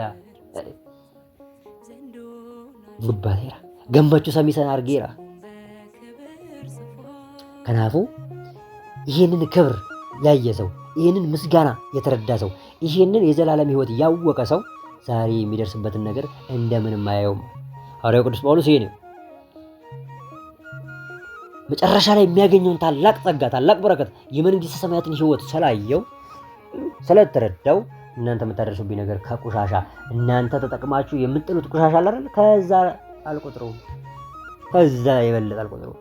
እንደምንም አይሆን። እንደዚህ አሳልፎ ራስን መስጠት ለአገልግሎት ያስፈልጋልና ለተለያዩ ሰዎች መሰናክል ላለመሆን ራስን ወስኖ መገኘት፣ ክርስትና በምትፈቅደው ልክ ክርስትናን ሕይወት ማኖር። ክርስቲያኖች ኖርን እኮ ብዙ ዓመት በተለያዩ መልኩ ተመላለስን እኮ በተለያዩ ነገሮች ተመላለስን። ለእኛ በማይፈቀዱ ለእኛ ባልሆኑ ነገሮች እያደረግን ተመላለስን እኮ። ምንድን ያፈራ ነው? ትካዜ። ምንድን ያፈራ ነው? ኃጢአት። ምንድን ያፈራ ነው? ከእግዚአብሔር መለየት። መነ ይሰራበው ዋቀዮ ረዳበው ጩብ ወጀቹ ተርፊንከኛ ጋር እመራቲሙ እዩ ከመሌ ወንተ ፍሪ ቢፍኔንጅሩ ፍሬ እንድናፈራ በእግዚአብሔር ተመስርተን በእግዚአብሔር ጸንተን በክርስትና ሕይወት መኖርና ክርስትናችንን እየተገበር ክርስትናችንን እየገለጥን እንኖር ያስፈልጋል። ታዲያ ይሄን ያህል ከብረን ሳለ ይሄን ያህል ተመርጠን ሳለ ሰው ለምን ኃጢአት ይሰራል? ለምን ባለው ነገር ይመላለሳል? ለምንድን ነው ያለምን ሐሳብ የሚያስተናግደው ካላችሁ አሁንም ምን ያህል እንደከበርን አልተገነዘብነው። ምን ያህል የተከበርን ፍጥረታት እንደሆን አላወቅነው። ዋቀዮን አባን ኬኛ አከሚት ነው ከበጅኒ ከበጀሰን ነምኒ ቤኬ አከሚት ጩቡ ደለጋ እንደለቁካ አከሚት ጂኛ አዱኛፍ ቢተማ አከሚት አዱኛፍ harka hingannuka yoo hubate maali rakkoon isaa jettanii kabaja kana garuu hin hubanne namni hin hubamne akkamitti akka uumame maaliif akka uumame waaqayyoon abbaan isaa akkamitti akka barbaade maaliif akka isa filate hin beekne. Kanaaf beekuu isarra hafee garuu arras cubbuudhaan deddeebi'a. Arraf waan hin taane keessa jiraata. Arras waaqayyoon garuu kottaa gara koo kabajeen isin uume ammas kabajaan ኢሲኒ በርባዳ ጀሪ ዋቀዮን እንዱበታ እኔ ለተመረጠ ዓላማ ፈጥሬያቸዋለሁና ለተመረጠ ለተቀደሰ ዓላማ ፈልጋቸዋለሁ እና የሰው ልጅ የተመረጠበትን ዓላማ ክቡር ንዑድ እንደሆነ ቅዱስ እንደሆነ ለተቀደሰ ዓላማ የተቀደሰውን እግዚአብሔር እንዲያመሰግን እንደተፈጠረ ቢያቅ ኃጢአትን ባልሰራ በኃጢአት ባልተመላለሰ ነበረ። እግዚአብሔር አምላካችን ምን ያህል ንዑዳን ክቡራን አድርጎ እንደፈጠረን እየተገነዘብን በህይወት እንድንኖር እግዚአብሔር አምላካችን ሁላችንን ይርዳል። ሁለተኛውን ሐሳብ ስናነሳ እኛስ ለኛ የተገለጠውን ክብር እንዴት እንግለጠው? የተገለጠልን ክብር አለ፣ የሰጠን ክብር አለ፣ የከበርንበት ቦታ አለ። ወደ የከበርንበት ቦታ ለመመለስ ይህን የተገለጠልንን ክብር ለመግለጥ ምን ያስፈልገናል? እኛስ አንደኛ ከክርስቶስ መከራ መስቀል መሳተፍ። ይሄ ትልቁ ከክርስቶስ መከራ መስቀል መሳተፍ እሱ የተገለጠልንን ክብር ማወቅ፣ መረዳት፣ ማሳየት ይሆናል። ቅዱስ ኤፍሬም አንድ ርግብ ወደ ላይ ስትበር አለ ክንፏን ዘርግታ በደንብ ወደ ላይ እያማታች ከፍ ከፍ እያለ ትሄዳለች አለ። ክንፏን በደንብ ትዘረጋዋለች አለ። ወደ ታች ስትሄድ ግን ክንፏን ወደ ታች መልሳ ኃይሏን እያቀዘቀዘች ነው የምትመጣው አለ። አንድ ሰው ነገረ መስቀሉን ሲያስብ ከፍ አድርጎ ክርስቶስ የተሰቀለለትን በዋጋ የገዛውን ነገረ መስቀሉን እያሰበ ሲኖር በነፍሱ በንጽህናው ከፍ ማለት ይጀምራል። ኦል ጉደቻ ጀልቀባይ ይህንን መርሳት ይጀምር። ከቃለ እግዚአብሔር ሲርቅ፣ ከቤቱ ሲርቅ፣ እሱን ከማገልገል ለእሱ ከመገዛት ሲርቅ ግን እንደዛው ዝቅ እያለ ይመጣል። ዲያብሎስ እየከበበው ይመጣል፣ ያሰጥመዋል። ጭቃ ላይ እንደወደቀ ሰው ይሆናል። ልነሳ ቢል አይችልም፣ ያድጠዋል፣ ይወድቃል፣ እዛ ውስጥ ይገባል። እግዚአብሔር ከዚህ ይሰውራል። ስለዚህ ነገረ መስቀሉን ማሰብ፣ ነገረ መስቀሉን መሳተፍ እሱ የተሰጠንን ክብር እንድንኖረውና ለክብር እንድንበቃ ያደርገናል። ታዲያ ጌታችን ኢየሱስ ክርስቶስ በጲላጦስ ግቢ ተፈርዶበት እንደወጣ መስቀሉን አሸክመውት ነበርና አሸክመውት መስቀሉን እየሄደ ባለበት ሰዓት ስምዖን የቀሬና ሰው ከዱር ወይ ደግሞ ከእርሻ ሲመጣ አገኛቸው። ስምዖን ክርስቶስ ላይ የሚደርስበትን መከራ፣ ግርፋቱን፣ የመስቀሉን ክብደት አሰበ። አምላክ ሆይ ጥቂት ቢሆን ልሸከም ላግዝህ አለው ይላል። ክርስቶስም ሰጠው፣ እነሱም ዝም አሉ። ያ ስምዖንም አንድ ምዕራፍ ያህል ወደ ቀራንዮ ጉዞ ላይ አገዘው ይላል። ካገዘው በኋላ ጌታችን ተሸክሞ እየሄደ ሳለ እኛ የምንገርፈው፣ እኛ የምናሰቃየው፣ እኛ የምንሰቅለው ክርስቶስን ነው፣ ኢየሱስ የተባለውን ሰው ነው። ስለዚህ ተቀበሉት፣ መስቀሉን አስነሱት፣ መስቀሉን ለሱ መልሱለታል። ታዲያ ለክርስቶስ መልሰው ሰጡት። ክርስቶስም ከዛ ቦታ እንደገና ጀምሮ አሁንም እስከ ቀራንዮ ድረስ 7 ምዕራፍ ያህል ተሸክሞ ሄደ ይላል። እየገረፉት እያዳፉት ያንን የቀራንዮን ተራራ መስቀሉን ተሸክሞ ወጣ። መስቀሉን ስምዖን በመሸከሙ ምን አገኘ? ከክርስቶስ መከራ መስቀል መሳተፍ ብለናል። የተገለጠልንን ክብር ለመግለጥ ለመኖር ከክርስቶስ መከራ መስቀል መሳተፍ ብለናል። ይህ ስምዖን የክርስቶስን መስቀል ለአንድ ምዕራፍ ያህል ክርስቶስ የተሸከመው መስቀል በመሸከሙ ምን አገኘ? አንደኛ በዚያች በመከራ ሰዓት የጌታችንን መስቀል የተሸከመው ስምዖን በረከቱ ከራሱ አልፎ ለቤተሰቡ ተረፈ። ኢኒራ ደርቤ ማቲወን ይሳፍ ኢንገ የባን ክርስቶስ መስቀላ ክርስቶስ ፈኖን ጎፍታ ኢየሱስ ክርስቶስ ኤባሰን ወደቹን ይሳ ማቲ ይሳፊስ። እዚህ በማርቆስ ወንጌል ምዕራፍ 15 ቁጥር 21 ላይ ስትመለከቱ አንድ መንገድ አላፊም የአሌስክንድሮስና የሩፎስ አባት ስምዖን የተባለ የቀሬና ሰው ከገጠር ሲመጣ መስቀሉን ይሸከም ዘንድ አስገደዱት ይላል። አስባይኩታል። የማን አባት? የአሌስክንድሮስና የሩፎስ ልጆች አባት የሆነው ስምዖን። ስለዚህ ልጆቹ የሚጠሩበት የሚከብሩበት ስም ሆነ፣ መለያቸው ሆነ። የኛ ልጆች ዛሬ መለያቸው ምን እንደሚሆነው፣ በምንድን ነው የሚያደርጉት፣ ምን ላይ ነው የሚውሉት፣ ምንድን ነው የሚሰሩት፣ ከኛ ምንድን ነው የሚማሩት? በምን አይነት በኩል ነው እኛ ከኛ በረከት የሚያገኙ ልጆቻችን? ምን መስራት ያስፈልጋል? ክርስቲያኖች ከናንጀተው እንድርቃባ ጆሌ ከኛ ኑረ ኤባ ፍለተን ማሪ ዋቀዮ ረኤባ ከናርገተን ከራከሚን አርገቱ ኑቲን ከደና ረና ግሊ ቀብና ረና ማብራራት ስርት ወርዶፍና እህኒርማና የማህበር ጸሎት የሆኑት ላይ እንገኛለን። የቅዳሴ የማህሌት የሰዓታት የኪዳን እንገኛለን። እኛ ልጃችንን በዚህ መልኩ አሳድገነዋል። እኛ ለልጃችን የምናስተላልፈው በረከት ምንድነው? ሳይንሱ ሲናገር ምንድነው የሚለው? ማልጀራ ሲንፈካለ ነምኒን ተኮ ኤገ ኡማሜ ቦዳ ገራ ኢሳ ከሰቴ ዋን ድበቶሙ ተከተከን ገራ ሀዳ ኢሳ ከሰቴ ዋን ድበቶሙ ተከተከን እንደጋይ ሀሮኒ ወሎላ ጭቅጭቂዳን ዮ ጅራተን ይኒሰን በራሱ መጉደታ የሮ ጠላቱ ጨጨጨጨጨ በቃ ዋነጋን ቀቡ። ሳይንሱ ምንድነው የሚለው? አንድ ህፃን ከተጸነሰ በኋላ ይሰማል ይላል። ይሰማልና ይሰማል ቤተሰቦቹ እየተጨቃጨቁ የሚኖሩ ከሆነ ያን ጭቅጭቅ ይዞ ነው የሚያድገው ይላል። ከዛ ከተወለደ በኋላ ገና ሲወለድ ማልቀስ ይጀምራል ነው አበደ ምን ነው የለም ምሪ እዛ ተጣጣቢ ያለሽ ምን ያለሽ ምንድነው ያን ማነጫነጭ እየሰማን ያደገው ይላል ሳይንሱ። ስለዚህ ልጃችንን የምናሳድግበት መንገድ በጣም የተሰራ በተለይ የአሁኑ ትውልድ በጣም መጠንቀቅ ያስፈልጋል። ከባድ ከአዩ ጀምራል ያሉት ነገሮች በጣም ለልጆቻችን እኛ ካልተሰራ መጀመሪያ ከባድ ነው። እኛ ባልሆነ መልኩ የምንኖር ከሆነ የኛ ህይወት ደካማ ከሆነ ከእግዚአብሔር የተለየ ከሆነ ልጃችን እንዲህ ከእግዚአብሔር ጋር ሊሆን ይችላል። ከባድ ነው። እግዚአብሔር እሱ የመረጠው እንደ ድንግል ማርያም አይነት ከሆነች እንጂ እሱ እግዚአብሔር መጀመሪያ በማይጾን የመረጠው እንደነ ገብረ መንፈስ ቅዱስ ያሉ ከሆነ እንጂ ከባድ። ታዲያ እግዚአብሔርን ትዳር አግብተን እግዚአብሔርን ስንለምነው ልጅን ስጠኝ ብቻ ሳይሆን የተባረከ ልጅም ለአንተ የሚገዛ ከአንተ የማይወጣ እኔ ተባርኬ ልጅ የሚባረክበት ልጅ እንዲሆን ስጠኝ ማለት ይሄ ትልቁ ጸሎታችን ሊሆን ይገባልና ይሄ አባት ከመስቀሉ በመሳተፉ የልጆቹን ስም ራሱ የሚያስጠራ ሆነ ይላል። ይሄም ብቻ አይደለም፣ እርሱም ልጆቹን የሚያስጠራ አባት ብቻ ሳይሆን በክርስትናቸው በሚታወቁበት በልጆቹ ስም የሚጠራ አባትም ለመሆን በቃ። የሚገርም ነው። ክርስትና የክርስቶስ ልጆች መሆናችን የክርስቶስ መከራ መሳተፋችን የሚታወቀው ልጆች የምንሆንበት አንዱ ጥምቀት ነው። ታዲያ ይሄ በጥምቀት በመስቀል ላይ የተገኘው አንዱ ጥምቀት ነውና ይህንን መስቀሉን መሳተፉ ልጆቹ የክርስቲያን ልጆች መሆናቸው የሚታወጅበት ታላቅ በረከትን የሚያገኙበት መለያ ስም ሆናቸው መለያ መክበሪያ ስም ሆናቸው።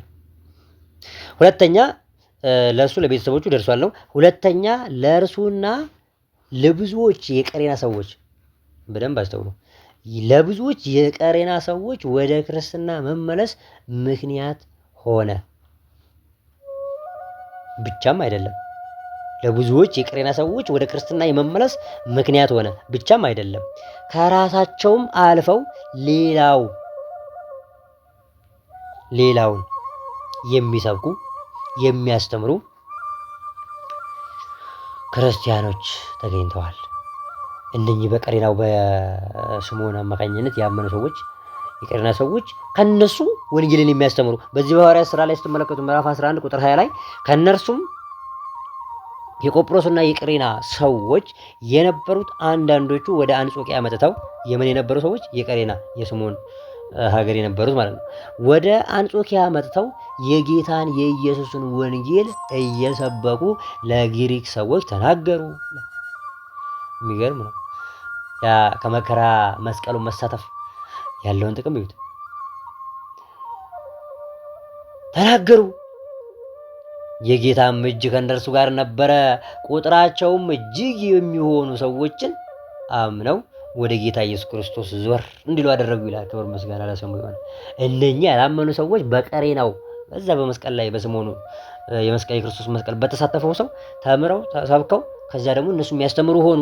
ከዛም የጌታ እጅ ከነሱ ጋር አለች ይላል። እኛ መልካም ነገር ስናስብ፣ እኛ ወደ መልካሙ ነገር ስንመራ፣ እኛ በመልካሙ መንገድ ስንጓዝ፣ መልካሙን ነገር ስናስብ ሁለትም ሶስትም ሆናችሁ በስሜ በምኔ በስሜ ብትሰበሰቡ እኔ መካከላችሁ እገኛለሁ አለ። የጌታም እጅ ነበረች ከእነርሱም ጋር ነበረና ቁጥራቸው እጅግ የሚሆኑ ለኮፍሲሳኒ ባይ ሄዱ ከንተው ለሞተ ሄዱ ገረ አመንታ ጎፍታ ኢየሱስ ክርስቶስን ፉለ ኢሳኒ ገረገለኒ ፊታቸው መለሱ ይላል። ዞር አደረጉ ይላልና የሚገርም ነው። አሁን ይሄም በጣም በርናባስ የሚባል ታላቅ ሰው ነበርና ወሬውም በኢየሩሳሌም ባለችው ቤተክርስቲያን ስለነርሱ ተሰማ። በርናባስንም ወደ አንጾኪያ ላኩት። እርሱም መጥቶ የእግዚአብሔርን ጸጋ ባየ ጊዜ ደስ አለው። ሁሉንም በልባቸው ፈቃድ በጌታ ጸንተው ይኖሩ ዘንድ መከራቸው ይላል። እንዲህ ያለ መከራ እግዚአብሔር አያሳጣን። የበርናባስ ቅዱስ የሆነ ጸሎቱ በሁላችን ላይ ይደር። እንዲህ ይላል፣ ደግ ሰውና መንፈስ ቅዱስ እምነትም የሞላበት ነበርና ብዙ ሕዝብም ወደ ጌታ ተጨመሩ ይላል። ከክርስቶስ መከራ መስቀል መሳተፍ ያላመኑ ሰዎች ወደ እምነት እንዲመጡ፣ ያመኑ ሰዎች በሃይማኖታቸው እንዲጸኑ፣ የጸኑት ደግሞ ለእርሱ ለመንግስቱ እንዲበቁ ያደርጋል። ክርስቲያኖች የእኛ መመለስ እኮ ነው። የእኛ ከክርስቶስ መስቀል መሳተፍ እኮ ነው። ክርስቲያኖች የእኛ ከክርስቶስ መስቀል መሳተፍ ለብዙዎች ምክንያት ነው። አለመሳተፍ ግን መስቀሉን የስም ብቻ ማድረግ ግን ለብዙዎች እንደው መጥፊያ ነው። ስለዚህ ራሳችንን ያስፈልጋል። ራሳችንን ገመግብ ያስፈልጋል። እኛ የክርስቶስ ሆነን ለኛ የማይገቡ አለባበሶች፣ ለኛ የማይገቡ ነገሮች እኛ ነገር ማስወገድ ነው። እኛ የክርስቶስ ነን። በክርስቶስ የከበርነን ክቡር የሆነውን አምላክ የምናመልክ ነው። ኢሳት ካን ከበጀምኔ ከበጃማ ካንተኤ ከበጀማ ካንተ እኒ ካን ከበጅ ነው። ከናፉ ከናው በቹን ዲርቀማ ኑራ ይገማ ይችላል። ከናፉ በዚህ መልኩ ከተሰራን ነገረ መስቀሉ ሁሉ ጊዜ ያሰበነ የምንኖር ከሆነ ከነገረ መስቀሉ ሁሉ ጊዜ የምንሳተፍ ከሆነ ከኛ አልፈን እንዲመረስ እንችላለን። እንዲህ በእንዲህ አይነት ህይወት ከኖርን ለቤተ ክርስቲያን የሚቆረቆር ዲያቆን፣ ለቤተ ክርስቲያን የሚቆረቆር ቄስ፣ ለቤተ ክርስቲያን ህልውናውን አሳልፎ የሚሰጥ ጳጳስ ማፍራት እንችላለን። ከየትም አይደለም ከአንቺ ከሷ የሚወለደው። ስለዚህ በዚህ መልኩ ልንሰራና እግዚአብሔር ልናመሰግን ያስፈልጋል። እግዚአብሔር በሁሉ ነገሩ ይርዳል።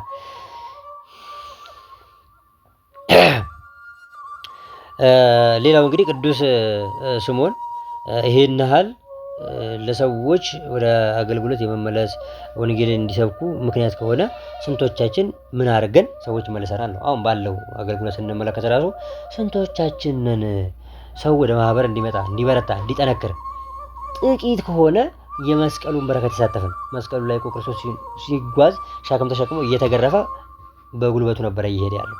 ድካም አለ። ስለዚህ የሚያደክሙ ከሆኑ ስራዎች፣ ከመንፈሳዊ ስራዎች የትኛውን ከሳተፈን ከሚረት ሂርማኒ ገኝ ይሰጋፋችሁን በረባች ይዛል። ከመንፈሳዊ አርካቢ ከሆኑ ስራዎች ካሉን ጸጋዎች ላይ ልንሳተፍና ልናከናውናቸው ይገባል። ከነኚህ ከአንዱ ልንሳተፍ ያስፈልጋል። በዚህ መኖር ያስፈልጋል እና ሰው ወደዚህ ማህበር እንዲመጣ ነሙኒን ወልዳ ከና ሴና ወልዳ ከና ከሰት ጅራቻ ወልዳ ከና ከሰት ዛአኒ ዋይ ጎፍታ ኢሳኒ ዋይ ኡማ ኢሳኒ አከቤከን ጎቹፍ ማራወነንቲ ስምዖን ከና ሜላላ ጥቂት እኮ ነው የሰራው። የሱ በረከት ግን ሄደች። እግዚአብሔር እንዲህ ያለውን በረከት ለሁላችን ያድለን። በተሰጠን እድሜ ለብዙዎች የመጥፋት ምክንያት ሳይሆን የድነት ምክንያት ሆነን እንደ ሁላችንም ለርሱ ለመንግስቱ የበቃን እንድንሆን አምላካችን እግዚአብሔር ይርዳን። አንዳንድ ጊዜ የሆነ መከራ ሲደርስብን እንማራለን፣ እናለቅሳለን ነው። ምን ይላል? በህይወታችን የቱንም ያህል መከራ ሊደርስብን ይችላል። ነገር ግን ክርስቶስ ከተቀበለው መከራ አንጻር ሲታይ ምንም አይደለም። ሐዋርያ ቅዱስ ስለሚገለጠው ክብር ስለማገኘው ክብር አለ የሚደርስብኝን ዛሬ ላይ የሚደርስብኝን መከራ ምንም እንደምንም አልቆጥረውም፣ እንደምንም አላስበውም አለ። ታዲያ አንዳንድ ሰዎች የሚደርስባቸው መከራ በጣም ማማረር፣ መበሳጨት፣ ከቤቱ መራቅ እንዲያ ነገሮች ይታያሉ። በአንድ ጊዜ አባ ባኩሚስ የሚባል አንድ አባት ነበረና በአንድ ወቅት ስለ ጌታ ኢየሱስ ክርስቶስ ሕማም እያሰበ መከራን እየተቀበለ እየጾመ እየጸለየ በጾም በጸሎት በስግደት ላይ ሳለ ጌታችን ተገልጦለት ታየው። አባ ጳኩሚስም ይሄንን ነገር ምን እንዳደረገ ያውቃል። መጀመሪያ አስቦበት ነው። የጌታን ሕማሙን የጌታን ያደረገልኝን ውለታ አስባለሁ ብሎ ይሄንን ሱባኤ ጀምሮታልና ጌታ ተገልጦ ሲታየው በፊቱ ሲታየው ሰግዶ አመሰገነው። ከዛም እንዲህ አለው፣ አንተን ብዬ የምሆነውን አየህልኝ ብሎ ጠየቀው ይላል። ስግደቱን፣ ጸሎቱን፣ ልመናውን እንዲህ ብሎ ጠየቀው። ጌታችንም እንዲህ ብሎ መለሰለት፣ እኔ አንተን ብዬ የከፈልኩትን ብታውቅ ኖሮ ይህንን ባላልክ ነበረ ብሎ መለሰለት ይላል። ክርስቶስ እኛም ብሎ የከፈለልንን ዋጋ በእውነቱ ብናውቀው ክርስቶስ ላይ የሚወርዱ እነኛ አለንጋዎች እኮ ወይ ደግሞ መግረፊያ ጅራፎች እኮ እሾክ ነበራቸው። ክርስቶስ ሲገረፍ እኮ ሰውነቱን እየቦጨቁ ነበር የሚነሱት። 6666 ግርፋትን ሲገረፍ እንዳሉ እሾክ ያላቸው ግርፋቶች ነበሩ። አጥንቱ እስኪቆጠር እኮ ነው የሚለው ክርስቲያኖች። ታዲያ ከዚህ መከራ መሳተፍ እኛ የፈለገው መከራ ቢደርስብን ከክርስቶስ አንግል ሲታይ ታዲያ እንዴት ነው? ልንበረታ እንደ ሐዋርያው ቅዱስ ጳውሎስ ምን ቆሻሻ ነው ልንል ያስፈልጋል እንጂ የእናንተ መከራ ከሚጣል ቆሻሻ ለእኔ ምንም አይደለም ልንል ያስፈልጋል። ታዲያ ለምን ነው የምታዝኙ? ታዲያ ለምን ነው የምትተግዡ? ለምንድን ነው ስራ አጣሁ ብለሽ የምታዝኙ? ለምንድን ነው ለምን ማሊፍ ጌታ ማሊፍ ወጃምታ ኮጅን ዳቤ አከናንተ ማሊፍ ያታ ዋን ሲበርባችሁ ሲንም ቤካ እሱ ይመለከታል፣ እሱ ያውቃል። በከይረናኬ ኢንኒ ሲላ ለጴኬ በኒ ዋቀዮን ሲኬሳ ሲሉ የረውስም ቦታ ዋውንድን ይሞርታ ዋውንድን ይንታ የሚፈልገው ነገር በዛን ጊዜ የምትፈልገው ነገር ይሆንልሻል። አንቺ ዘጋሹ በራስሽ ለማሽከርከር ሹፌርናውን ሳትማሪ በራስሽ ለማሽከርከር ሹፌር ነው ወረድ አልሽ። ሹፌሩ እግዚአብሔር ሆኖ ሳለ እኛ በህይወታችን ማሽከርከር ፈለገን እኛ ራሳችን ነፃ ፈቃዳችን ስላለ እግዚአብሔር ይለቅልናል፣ ግን አያዘልቀንም። ስለዚህ በሚደርስብን ነገር ሁሉ ልናማራ አያስፈልግም። እግዚአብሔርን ማመስገን እንጂ ስለዚህ በዚህ መልኩ መሰራት ያስፈልጋል። ሶስተኛ በመጨረሻው የክብር ጉባኤ ላይ ለመሳተፍ ምን እናድርግ ስንል ሳናማርር የዋለልንን ውለታ እያሰብን ለጌታ በፍቅር እንገዛ። ጃለላል ይሳፋ ቢታ በፍቅር እንገዛ።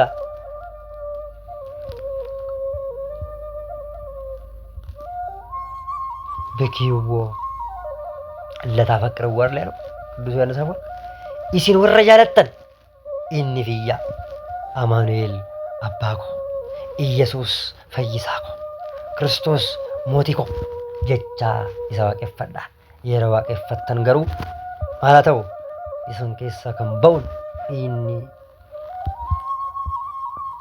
ኢያቲን ይሳዋቀፈዳ ጀደልበት ያ እያለቀሳችሁ እሱን አምልኩት። አማኑኤል አምላኬ ክርስቶስ መድኃኒቴ ኢየሱስ ንጉሴ እያላችሁ እየጠራችሁት ወዮ ለኔ የከፈልከው ዋጋ እያላችሁ እናንተ የምትወዱ ሰዎች እያለቀሳችሁ ምን በሉለት? ተገዙለት። ስለዚህ የዋለልንን ውለታ እያሰብን ያለማማረር ልናመሰግነው ያስፈልጋል። ሌላ ክርስቲያናዊ ሕይወት መከራን የመታገስ ሕይወት እንደሆነ በመረዳት በዚህ ውስጥ መኖር ያስፈልጋል። አንቺ የገሃነም ደጆች አይችሉሽም ተብሏል እኮ። የሉም አይደለም የተባለው አለ፣ ግን ምን አይሉሽም? አይችሉሽም። እንደንዳኒ ሂሲንቆሩ ዋ ሲረት ወጀቱ ገሯቲን ጫልታ አቲሳን ረደባታ አሲን ደበርታ ማሊፍ ዋን ሁንደ ከኖሜ ዋቅኒን አባንኮ አባንኬ ሲወጅ ዋንጅሩፍ ሁሉን ነገር አልፈሽ መሻገር ትችያለሽ። እግዚአብሔር አንቺ ጋር ስላለ፣ የእግዚአብሔር ኃይል ካንቺ ጋር ስላለ፣ የእግዚአብሔር መንፈስ ካንቺ ጋር ስላለ ሁሉን ነገር መሻገር ትችያለሽ። ግንሳ ባለማማረር በፍቅር እግዚአብሔርን እናመልከው። ለእግዚአብሔር ተገዢ በፍቅር የዋለልሽን ውለታ እያሰብሽ ለሱ ኑሪ። ስለዚህ ክርስቲያናዊ ሕይወት መከራን የመታገስ ሕይወት እንደሆነ በደንብ አድርጎ ማሰብና ማስተዋል ተገቢ ነው። ታዲያ ጌታችን ኢየሱስ ክርስቶስ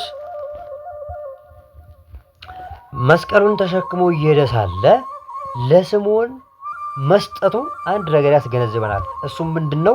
ለእኔ ያገኘኝ መከራ ለእናንተም ያገኛችኋል ሲላል።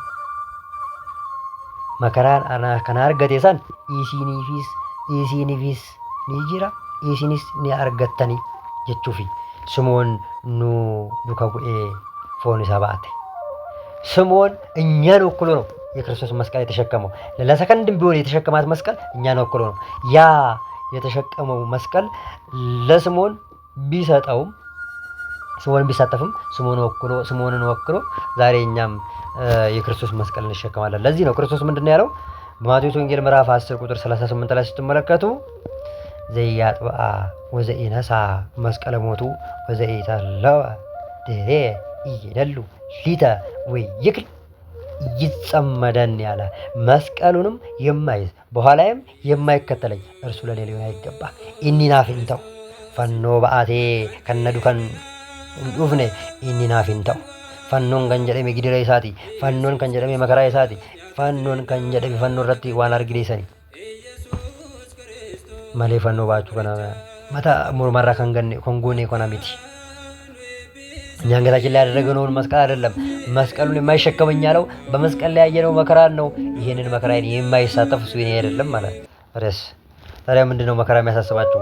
ለምንድነው ታዲያ መከራን መሸሹት? ለምንድነው ታዲያ በማያምኑት ሰዎች ስትገፉ ለምንድነው የምታማሩት? በማያምኑት ሰዎች መከራ ሲደርስባችሁ ለምን ታማራላችሁ? ተመስገን አትሉ? እኛ እኮ ቤተክርስቲያናችን ወንጌል በደንብ የገባት ምንድነው የምትለው?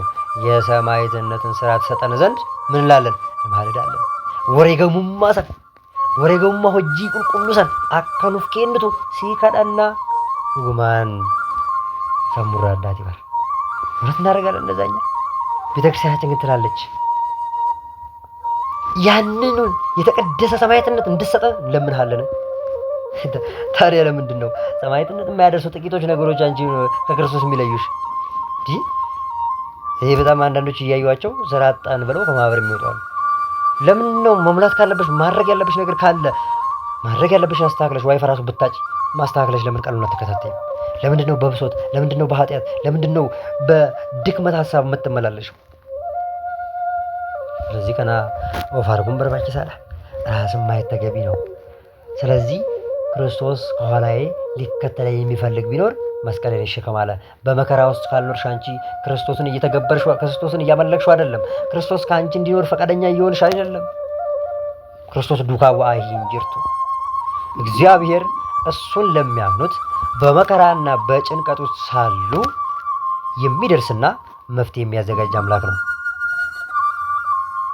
ለሐስችላይ አይሰጥም አይደል የሚባለው? ለሚቸግርሽ ነገር ለሚያስጨንቅሽ ነገር ላይ እግዚአብሔር እጁን ይሰዳል። ለሐስችልሽ አልሰጠሽማ። ያለሱ ፈቃድ የሚሆን ነገር የለማ። አይት ያውሩም መንፈስካ አንተ በሁሉ አለ ካንተ ልሸሸግ የምችልበት ወዴት ነው አለ ነብዩ ዳዊት። ገረሚቲን ስሮች እንደንዳ አቲ በካው እንደረጅርታ በካው እንደናላልታ ካንተ መሸሸግ የምችልበት ነገር የለም ባለ። ስለዚህ እግዚአብሔር እኛም ማንችለው መጀመሪያ መከራ አይሰጠንም። ከሰጠንም በኋላ ደግሞ የምንወጣበትን መፍትሄ ይሰጠናል። ዮናስ ወደ ባህር ቢጣል በባህር ውስጥ ቤት የሚሆንለት አሳን አዘጋጀለት። በአሳ ውስጥ ሆኖ እግዚአብሔርን ያመሰግን ነበረ። በአሳ ውስጥ ሆኖ ጸሎትን ያደርስ ነበረ። በአሳ ውስጥ ሆኖ እግዚአብሔርን ያመልክ ነበረ። በሚጨንቀው ውስጥ በሚያስፈራ ውስጥ አሕዛብ በተሞሉት ውስጥ ሆነሽ እግዚአብሔርን ታመልኪያለሽ።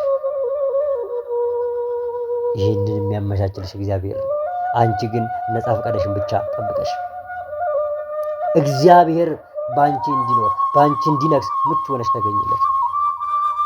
አናንያ፣ አዛሪያ፣ ሚሳኤል ንጉሥ ናቡከደነጾር ላቆመው ምስል አንሰግድም ባሉት ጊዜ አባ ጊዮርጊስ ዘጋስጫ እንደነገረን ምስለ አናንያ ወአዛሪያ ወሚሳኤል ትእዛዘ ንጉሥ ዘአበዩ ለአምላከ ሰማይ ዘገነዩ ማእከለ እቶነ እሳት ዘጸለዩ አለ።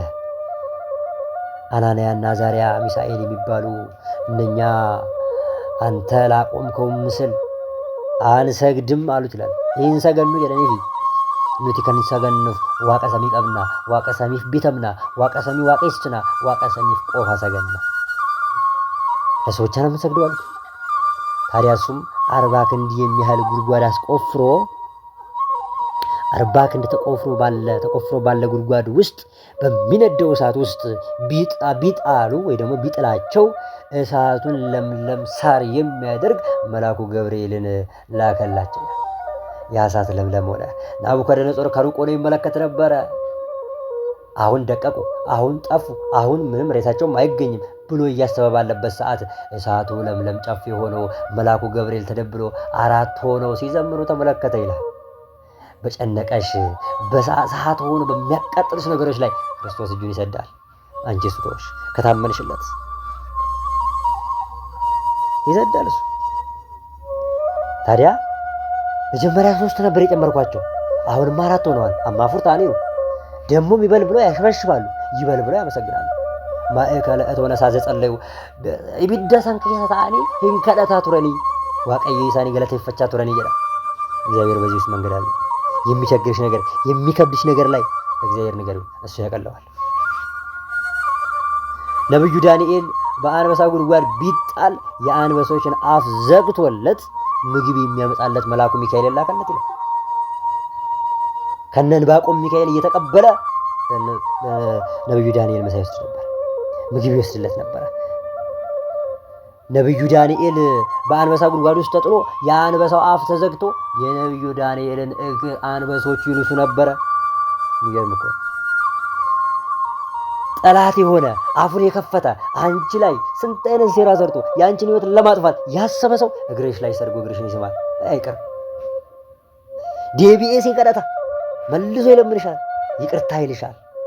በማን ከታመንሽ? በእግዚአብሔር ከታመንሽ። ለዚህ እኮ ነው ቀኝን ሲለ ግራን ስጠው የሚለው።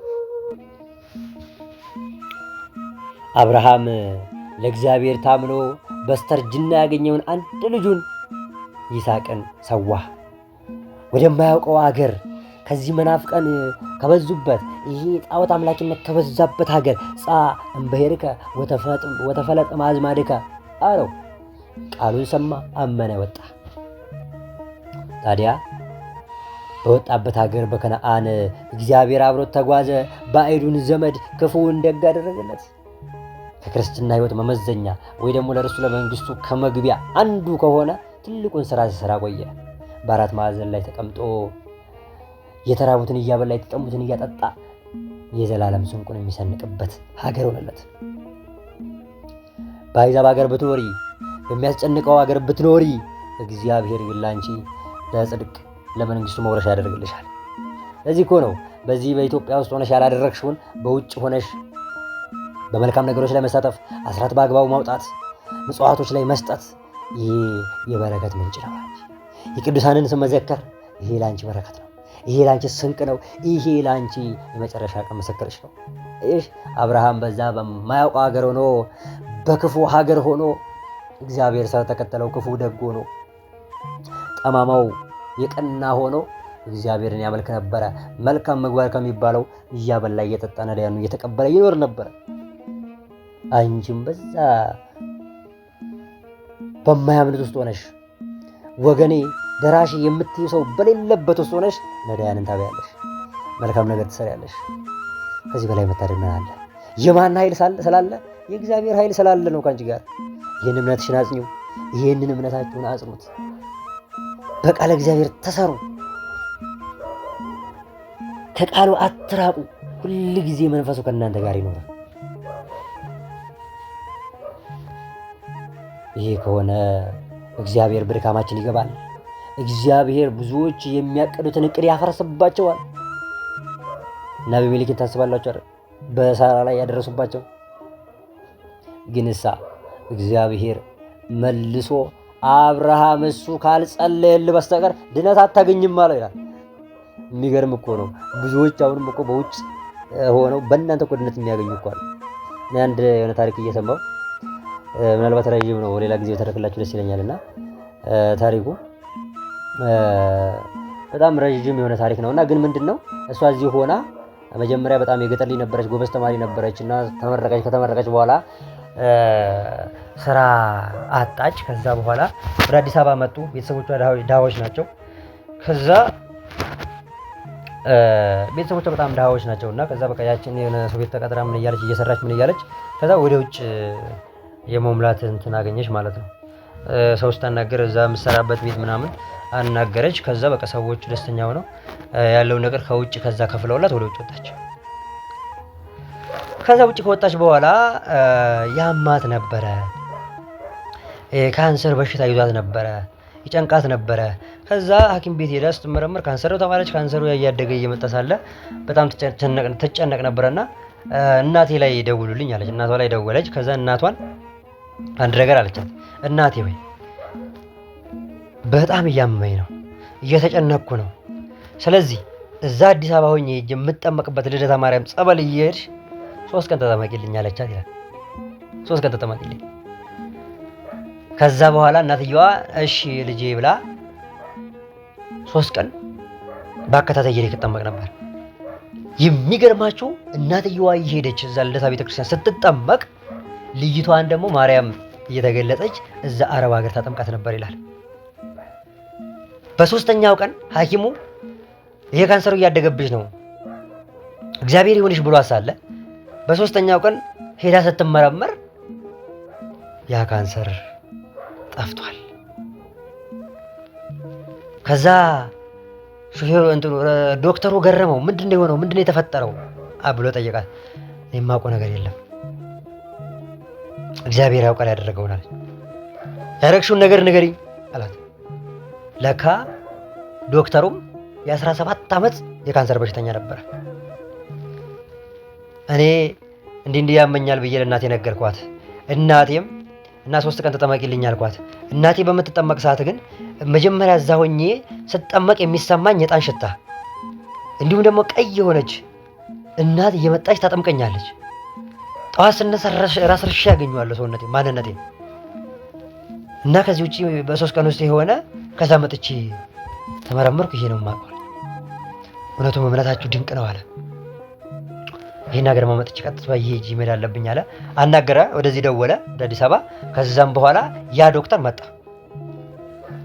ይሄ ቦታ አድርሽኝ አለ እናትየዋን። አድርሽኝ። ኧረ ቆይ አሁን ሰዓት አሁን ምሽት ነው ስለዚህ ይንጋ ምናምን። ስንት ሰዓት ነው? እሺ ሌሊት 9 ሰዓት ነው ጸሎት የሚጀምረው። ሌሊት 9 ሰዓት እናትየዋን ይዞ ሄደ። ሌሊት አጥማቂው ካህኑ መጣ፣ ጸሎት አደረገ። የሚሳተፈው ነገር እንዳለ ጸሎቱን እንዳለ አከናወነ፣ ፈጸመ። ከዛም በኋላ ገብቶ ተጠመቀ። እሷ ያለችው የዕጣን ሽታ የነገረችው ነገር ሙሉ ቁጭ ብሎ ታየው። ከዛም በኋላ እሱ ተጠመቀ። ከተጠመቀ በኋላ ሄዶ ውጭ ሲመረመር ያ ካንሰሩ ለቆታል። ከዛ ካንሰሩ ድኗል። ከዛ ዛሬ ላይ ከነ ቤተሰቦቹ ሙሉ የእናንተን እምነት መቀበል አለብኝ ብሎ እንግሊዝ ላይ ያለችው መሰለኝ እንግሊዝ ሀገር ላይ ከነ ቤተሰቡ ሙሉ ክርስቲያን ኦርቶዶክስ ሆኖ እግዚአብሔርን ያመልካል። የእግዚአብሔርን ድንቅ ስራ እየነገረ ከልቦ ነው እግዚአብሔርን እያመሰገነ ይገኛል ብላ ምስክርነት ስትሰጥ ነውና ምን ልላችሁ ፈልጌ ነው፣ በእናንተ አማካኝነት እነኛ የማያምኑ ሰዎች ይድናሉ። የማያምኑ ሰዎች ይድናሉ። አያችሁት? የአብርሃም ካልጸለየለ አቢሜሌክ አትድንም። አብርሃም እንግደኛ ነው። አብርሃም የማያውቀው ሀገር ነው። አቢሜሌክ ደግሞ በሀገሩ ንጉስ ነው አይደለ? እሱ ካልጸለየለ አትድንም አለው ይላል። እንዲህ አይነት ነገር ይኖራል። እናንተ ለእግዚአብሔር ከታመናችሁ በብዙ መልኩ እግዚአብሔር ይሾማችኋል።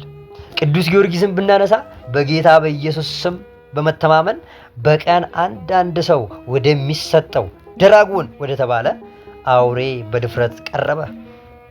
ይሄ ደራጎን የሚባለው አውሬ በየቀኑ ልብራቸውን አንዳንድ ልብራ ይሰጡት ነበረ።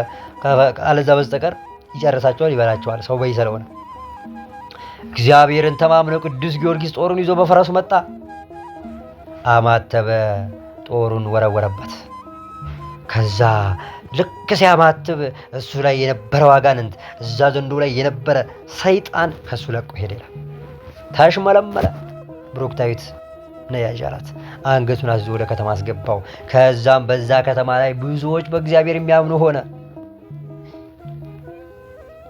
በእግዚአብሔር ኃይል ይህንን የደራጎንን ኃይል ድል ነሳው። በእግዚአብሔር ከታመን እሱ እየደከመን እሱ እያስፈራን እሱ እያሰለቸን ነገር በኃይል ይሞላል፣ በደስታ ይሞላል። የሚያስፈራን ነገር እሱ ከኛ ይወገዳል። የኛ ያለና ከኛ ይርቃል። ቅዱስ ጳውሎስና ቅዱስ ሲላስ በእስር ቤት በጭንቀት እና በማይመች ሁኔታ ሆነው እግዚአብሔርን እያመሰገኑ እየዘመሩ ባሉበት ሰዓት መልአኩ ቅዱስ ገብርኤል እየበረረ መጣ። ጨለማውን ብርሃን ሞላው። በእግራቸው ላይ ታስሮ የነበረውን ሰንሰለቱን ፈታው ይላል። በጭንቀት ውስጥ ሆነሽ ስታመሰግኙ እግዚአብሔር ያን ይፈልጋል። እግዚአብሔር በጭንቀት ውስጥ ሆነሽ እንድትፈልጉ ይፈልጋል።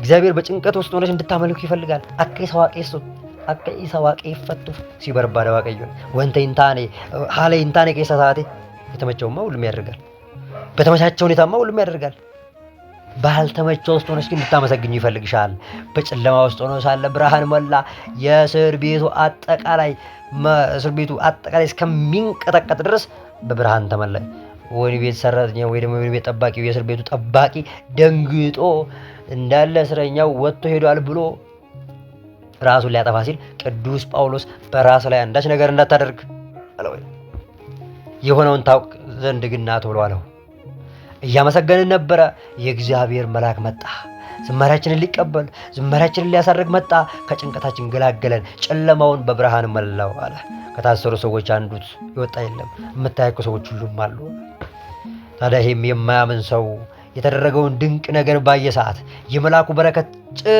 ትንሽ ጥቂቷ ነክተዋለችና ለቅዱስ ጳውሎስና ለቅዱስ ሲላስ ሰገደላቸው ይላል የሚገርማችሁ ይሄንን መጽሐፍ እነኚህ ለመላእክት አይሰገድም ለቅዱሳን አይሰገድም የሚሉ ሰዎች ይዘውት ነው የሚሄዱት የሐዋርያት ሥራ ምዕራፍ 16 አንብቡት ዱቢሳ ሰገደላቸው ይላል ከዛም አባቶቼ ወደ ቤቴ ልጋብዛችሁ ይገባልና ፈቃደኞች ሁኑልኝ አላቸው ይላል እነሱም ፈቃደኛ ሆኑ ወደ ቤት ወሰዳቸው እግራቸውን አጠበ አበላቸው አጠጣቸው ከዛ አስተማሩት መላ ቤተሰቡን አስተማሯቸው ከዛም በኋላ ምን ተነግበ እኔ በክርስቶስ ለማመን በክርስቶስም ለመጠመቅ ምንድነው የሚጎለኝ አላቸው የሚጎልህ የተማርከውን ነገር ማስተዋል በህይወት ማኖር ክርስቶስ አምላክ እንደሆነ የድንግል ማርያም ልጅ ፈጣሪ ዓለምን የሚያሳልፍ እንደሆነ ማመን ብቻ ነው ኃጢአትን መናዘዝ ብቻ ነው ከዛ በኋላ የመንፈስ ቅዱስ ጸጋ ባንተ ላይ ያረረ ኃጢአቱን ተናዘዘ ከነመላ ቤተሰቡ ቁጥር 33 ላይ ስትመለከቱ ተጠመቀ ይላል ተጠመቀ የኛ ለእግዚአብሔር መታመን እንዲህ ነው ለማያምኑ ሰዎች በረከቱ ይደርሳል ለኛ ለእግዚአብሔር መታመን እኛ በጭንቀት ውስጥ እግዚአብሔርን ማምለክ እኛ በማይሆነው ውስጥ በማይመቸው ውስጥ ሆነን ለእግዚአብሔር መታመን በጀርባችን ያሉ የሚያምኑ ሰዎች ምን አይነት አምላክ ነው ያላቸው እንዴት አይነት አምላክ ነው የሚያምኑት እንዴት አይነት ፈጣሪ ነው ያላቸው ብለው ወደኛ ይመለሳሉ ታዲያ ለህፃናት ጥምቀት አያስፈልግም ከነመላ ቤተሰቡ የሚለው ምን ማለት ነው አሁን እዚህ ከነመላ ቤተሰቡ ካለ ህፃናት በዛ ውስጥ አሉ ወጣቶች አሉ ይናው 3-4 ሰዎች ወይ ደግሞ ትላልቅ ሰዎች ከሆኑ ካሌ የሱ ቤተሰቦች ተጠመቁ ማለት ይችላል ነበር ግን ከነመላ ቤተሰቡ ሲል ግን ህፃናትም አጠቃላይ እንዳለበት ይናገራል ማለት ነው ቤተሰቦቹ አመኑ በቤተሰቦቹ እምነት ደግሞ አጠቃላይ ከክርስትና ማህበር ሲደመር ከነመላ ቤተሰቡ ተጠመቀ እግዚአብሔር የኛን ህይወት ለመልካም አድርጎት ብዙዎች ወደ መልካሙ የሚመጡበት የማያምኑ ሰዎች አይዛቦች የሚያምኑት ደግሞ የሚጸኑበት እንዲሆኑ አምላካችን እግዚአብሔር ይርዳን ነብዩ ዕዝራን ብናነሳ ዕዝራ የጥበብን ጽዋን እግዚአብሔር እንዲያጠጣው እግዚአብሔርን ለመነው አምላኩም መልአኩ ኡራኤል ልኮ የሚፈልገውን የማስተዋልና የጥበብን ጽዋ አጠጣው ይላል ወመስለ ዕዝራ ሱቱኤል ጽዋ ልቦና ዘአስተዮ ኡራኤል እንዳለ እሱ ኡራኤል የሚፈልገውን ነገር መጣ አጠጣው አለ የእግዚአብሔር መልአክ ወደኛ ይመጣል እኛ ለእግዚአብሔር ስንታመን እኛ ለእግዚአብሔር ታምነን የምንፈልገውን ነገር ለእግዚአብሔር ስናቀርብ የሚያስፈልገን ነገርን ያውቃልና አመጣው ይሰጣል ጽዋ ልቦና ዘአስተዮ ኡራኤል የተባለ መልአክ መጣ የሚያስፈልገውን ሰጠው ይላል እግዚአብሔር አምላካችን በድክመታችን በሚያስፈልገን ነገር እንዲሆንልን በምንፈልገው ነገር በሚጠቅመን ነገር እሱ ያውቃልና በእያንዳንዱ ነገር ላይ መልአኩን ልኮ እንዲመግበን መልአኩን ልኮ ጉድለታችንን እንዲሞላልን መልአኩን ልኮ ችግራችንን እንዲቀርፍልን የሱ በጎ ፈቃዱ ይሆንልን በመጨረሻም የክብር ጉባኤ ላይ ለመሳተፍ ምን እናድርግ ሲል ሐዋርያው ቅዱስ ጳውሎስ በዕብራውያን መልእክቱ ምዕራፍ 12 ቁጥር 2 ላይ የእምነታችን ጀማሪና ፍጹም አድራጊ የሆነውን ኢየሱስን እንመልከት አለ የእምነታችን ምን አለ ጀማሪና ፍጹም አድራጊ እምነታችን ፍጹም የሆነው በሱ ነው እኛማ ተጠራጣሪዎች እኛማ ካህሪዎች እኛማ አታድርጉ ትጠፋላችሁ ተብለን ሳለን ስተን የተገኘን የሞትን በራሳችን ላይ የወሰንን ነበርን የእምነታችን ፈጻሚ ነው ክርስቶስ መጣ ተከተለን አዳነና ታዲያ እሱን ተመልከቱት አለ ኢየሱስን እንመልከት አለ እርሱ በፊቱ ስላለው ደስታ መስቀሉን ታግሶ በፊቱ ስላለው ደስታ። የሚገርማችሁ የክርስቶስ ደስታ ምንድን ነው? እኛን የሱ ማድረግ ነዋ። እሱማ ከበረ ኃይል የከበረ እነግሥ ኃይል የነገሰ ቀደሰ ኃይል የቀደሰ የተቀደሰ በሱ ባህሪ ሰዎች እንዲያመሰግኑት እየፈጠረ ነው። ግን ስላለው በፊቱ ስላለው ደስታ አለ። የፊቱ ደስታ እኛን በከበረን ልክ እንዲያገኘን በአክብሮ በፈጠረን ልክ እንዲያገኘን ነው የሱ ደስታ። ለእግዚአብሔር ታምነን ባከበረን ልክ ከብረን ስንገኝ ከብረን እሱን ስናመሰግን ሲያየን ለሱ ደስታ ነው። ስለዚህ ስላለው ደስታ መስቀሉን ታግሶ የመስቀሉንም ውርደት ንቆ በእግዚአብሔር ዙፋን ቀኝ ተቀመጠ አለ። እኛን በእግዚአብሔር ዙፋን ቀኝ ማስቀመጥ ስለሆነ እኛን ወደ ነበረ ቅድማችን ወደ ነበረ ቤታችን መመለስ ስለሆነ ዓላማው ነገሮችን ሁሉ ታገሰ አለ በመስቀል ላይ።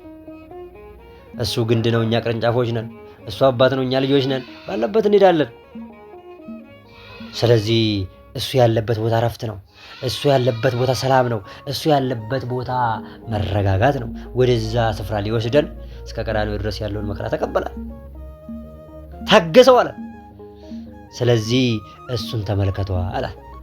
አሁን እንግዲያ እሱ እንዲህ ካዳናችሁ እኒን አከናት ይወሲን ፈይሴ ኢሽንገሩ ይሰላላ ማሊፍ ዋን ከኒሳ ኢንታኔ ከን ከይሰን ከንቴ ፌዲ ከይሰን ይስን ረጅራዋን ተይፍ የሱ ያልሆነ የእናንተ ብቻ የሆነ የእናንተ ፈቃድ አለበት።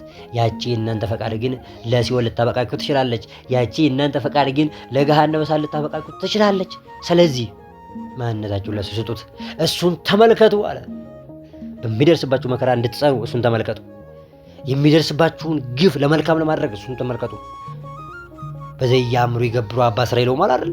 እየወገሩት እየደበደቡት የሚያደርጉትን አያውቁምና ይቅር በላቸው። አዎ አናውቅም። እኛን ሊያድነን መጥቶ እኛ ግን እንወግረዋለን። ስለዚህ በተለያየ መልኩ እሱን መመልከትና በመጨረሻው ጉባኤ ላይ ካብረን ለመገኘት ከከበሩት ወገን ከቅዱሳን ወገን ለመሆን ክርስቶስን መመልከት ተገቢ ነው።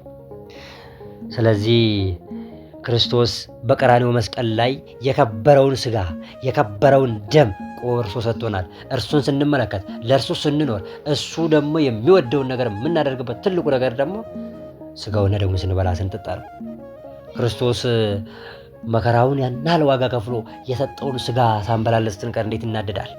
ሐዋርያው ቅዱስ ያሬድ በዛሬው በሰራው ወንጌል ላይ ጠዋት ምናልባት ነካ ተደርጎላችሁ ከሰማችሁት የተወሰነ ሐሳቡን ለማንሳት ተሞክሮ ነበርና ምንድነው በማቴዎስ ወንጌል ምዕራፍ 22 ቁጥር 1 እስከ 23 ስትመለከቱ መንግሥተ ሰማያት ለልጁ ሰርግ የደገሰ አንድ ንጉሥን ትመስላለች ይላል። ንጉሱም ሰርግ ድግስን ደገሰ። ከዛም በኋላ ድግሱ ላይ እንዲሳተፉ ሰዎችን ላከ፣ አገልጋዮች ሰራተኞቹን ላከ። ከዛም ግማሹ እርሻ አለብኝ፣ ግማሹ ንግድ አለብኝ፣ ግማሹ ሚስቶቼን፣ ግማሹ ልጆቼን በማለት ለንጉሱ ልጅ ሰርግ ቦታ አልሰጡትም፣ አንመጣም አሉ። ታዲያ አገልጋዮቹም መጥተው ንጉሥ ሆይ አገልጋዮች ሰው ምንም አንመጣም ብለዋል። አንመጣም አሉ። አዎ ያችን ሀገር ወስዳችሁ ሂዱና አቃጥሏት አለ። ለእግዚአብሔር የማይታዘዝ ሰው ይቃጠላል። ለእግዚአብሔር የማይገዛ ፍጥረት ይቃጠላል፣ ይጠፋል። ጠፋች። ከዛ እንግዲያ አገሪቷን አጥፍተናታል፣ ይህንን ድግሱን የዚህን የሰርግ ታዳሚ ማ ሊሆን ይችላል ብለው ንጉሱን ጠየቁት። ውጡ፣ በመንገድ ላይ ያገኛችኋቸውን ጥሯቸው፣ ይጋበዟል። አገልጋዮቹም ወጡ፣ በመንገድ ላይ ያገኟቸውን ሰዎች መጋበዝ ጀመሩ። የሰርግ ቤቱም ሞላ። እንግዲያ የንጉስ የሰርጉ ባለቤት ንጉስ ሰርጉን ሊገመግም ሰርጉን ጀክላረግ የተገቢ ሆኖ ለገባ ተገቢ ሆኖ ያልገባውን ለመውቀስ ገባ ይላል። የሰርጉም መስፈርት አሟልቶ አለባበሱን ጠብቆ ለመጣው ክብርን ሽልማትን ሊሰጥ፣ የሰርጉም ቤት ደግሞ መስፈርቱን ሳያሟላ ለመጣ ደግሞ ውርደትን ሊሰጥ ገባ ይላል። ሲገባም አንድ ሰው ሰርጉ ቤት የሚመጥን ልብስ ለብሶ አልመጣም ነበረ፣ አልተገኘም ነበር። አንተ ሰው የሰርግ ቤት ልብስን የሚመጥን ልብስ ሳትለብስ ስለምን መጣህ አለው ይላል። ያ ሰውም ዝም አለ። ከዛም ቁጥር 13 ላይ ስትመለከቱ በዚያን ጊዜ ንጉሱ አገልጋዮቹን እንዲህ አላቸው፣ እጁንና እግሩን አስራችሁ በውጭ ወዳለው ጨለማ አውጡት፣ በዚያ ለቅሶና ጥርስ ማፋጨት ይሆናል አለ። እግዚአብሔር ከዚህ ይሰውራል። አውጡት አለ። በዛ ውስጥ ጥርስ ማፋጠት ወደ ጨለማው ወደማያባራበት እሳቱ ወደማይጠፋበት ይግባል። ክርስቶስ ይህንን ምሳሌን የተናገረው ምሳሌው ምንድን ነው ካላችሁኝ፣ የሰርጉ ባለቤት ንጉሱ እግዚአብሔር ነው። እግዚአብሔር ነው። ስለዚህ የሰርጉ ባለቤት እግዚአብሔር ነው።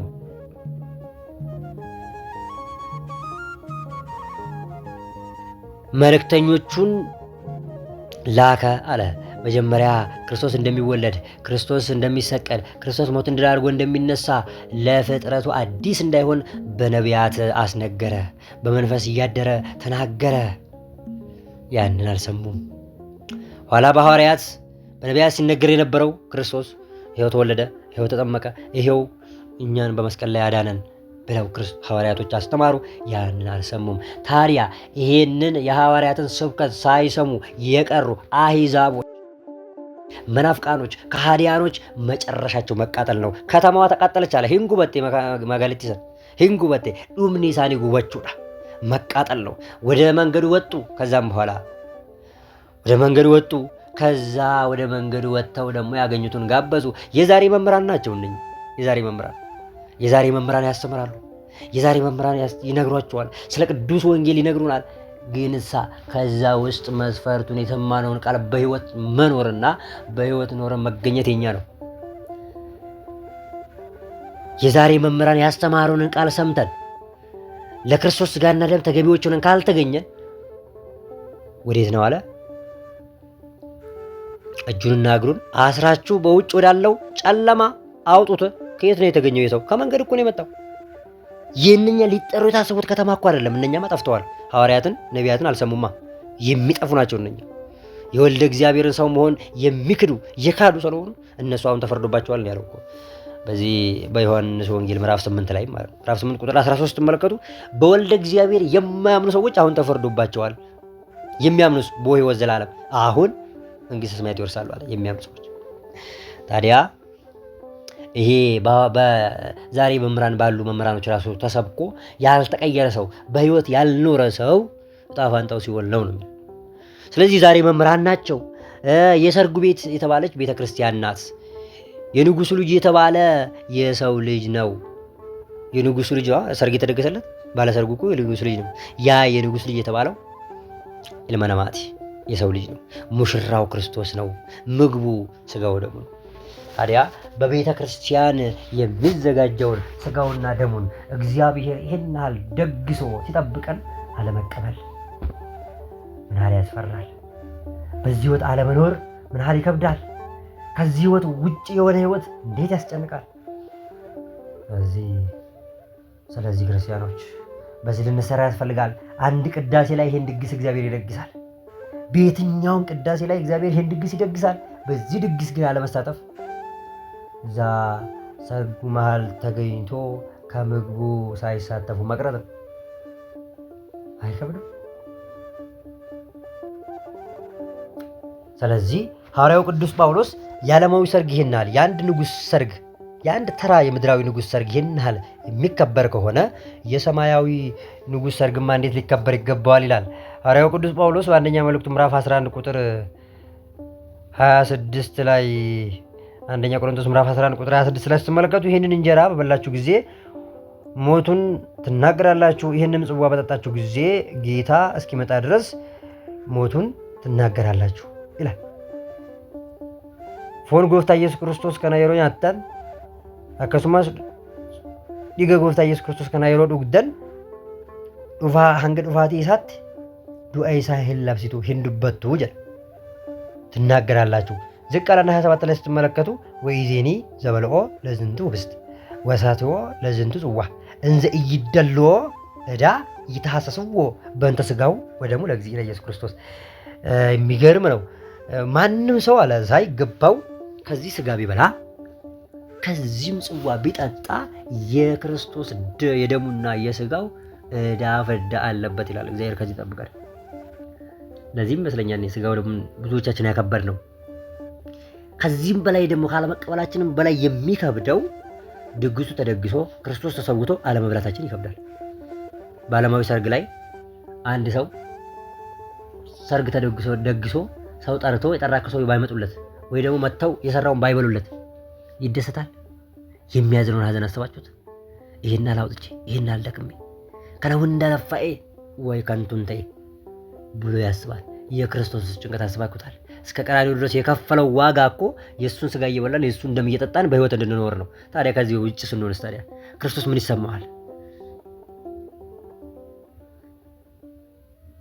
እኛ በሚገባን መልኩ የሚሻለን በሚገባን መልኩ እግዚአብሔር በመረጠን መልኩ በተሻለን መልኩ የቤተ ክርስቲያን ለስጋው ደግሞ መስፈርት ብላ ያስቀመጠችው መስፈርቷ ምንድን ነው?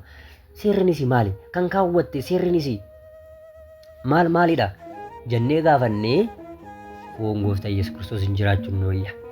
እኛ ከኖርን ድክመታችንን እሱ ያውቃል። እኛ የሚገባን አድርገን ከቀረብን እሱ ሊያድነን የታመነ ሊፈውሰን የታመነ ስጋዬን የሚበላ ደሜን የሚጠጣ እኔ በእርሱ እኖራለሁ እሱም በእኔ ይኖራል። አኒ ኢሳቲ ነኝ ጅራዳ ኢኒሞ አናቲ ነኝ ኒጅራታ jedhee dubbateera.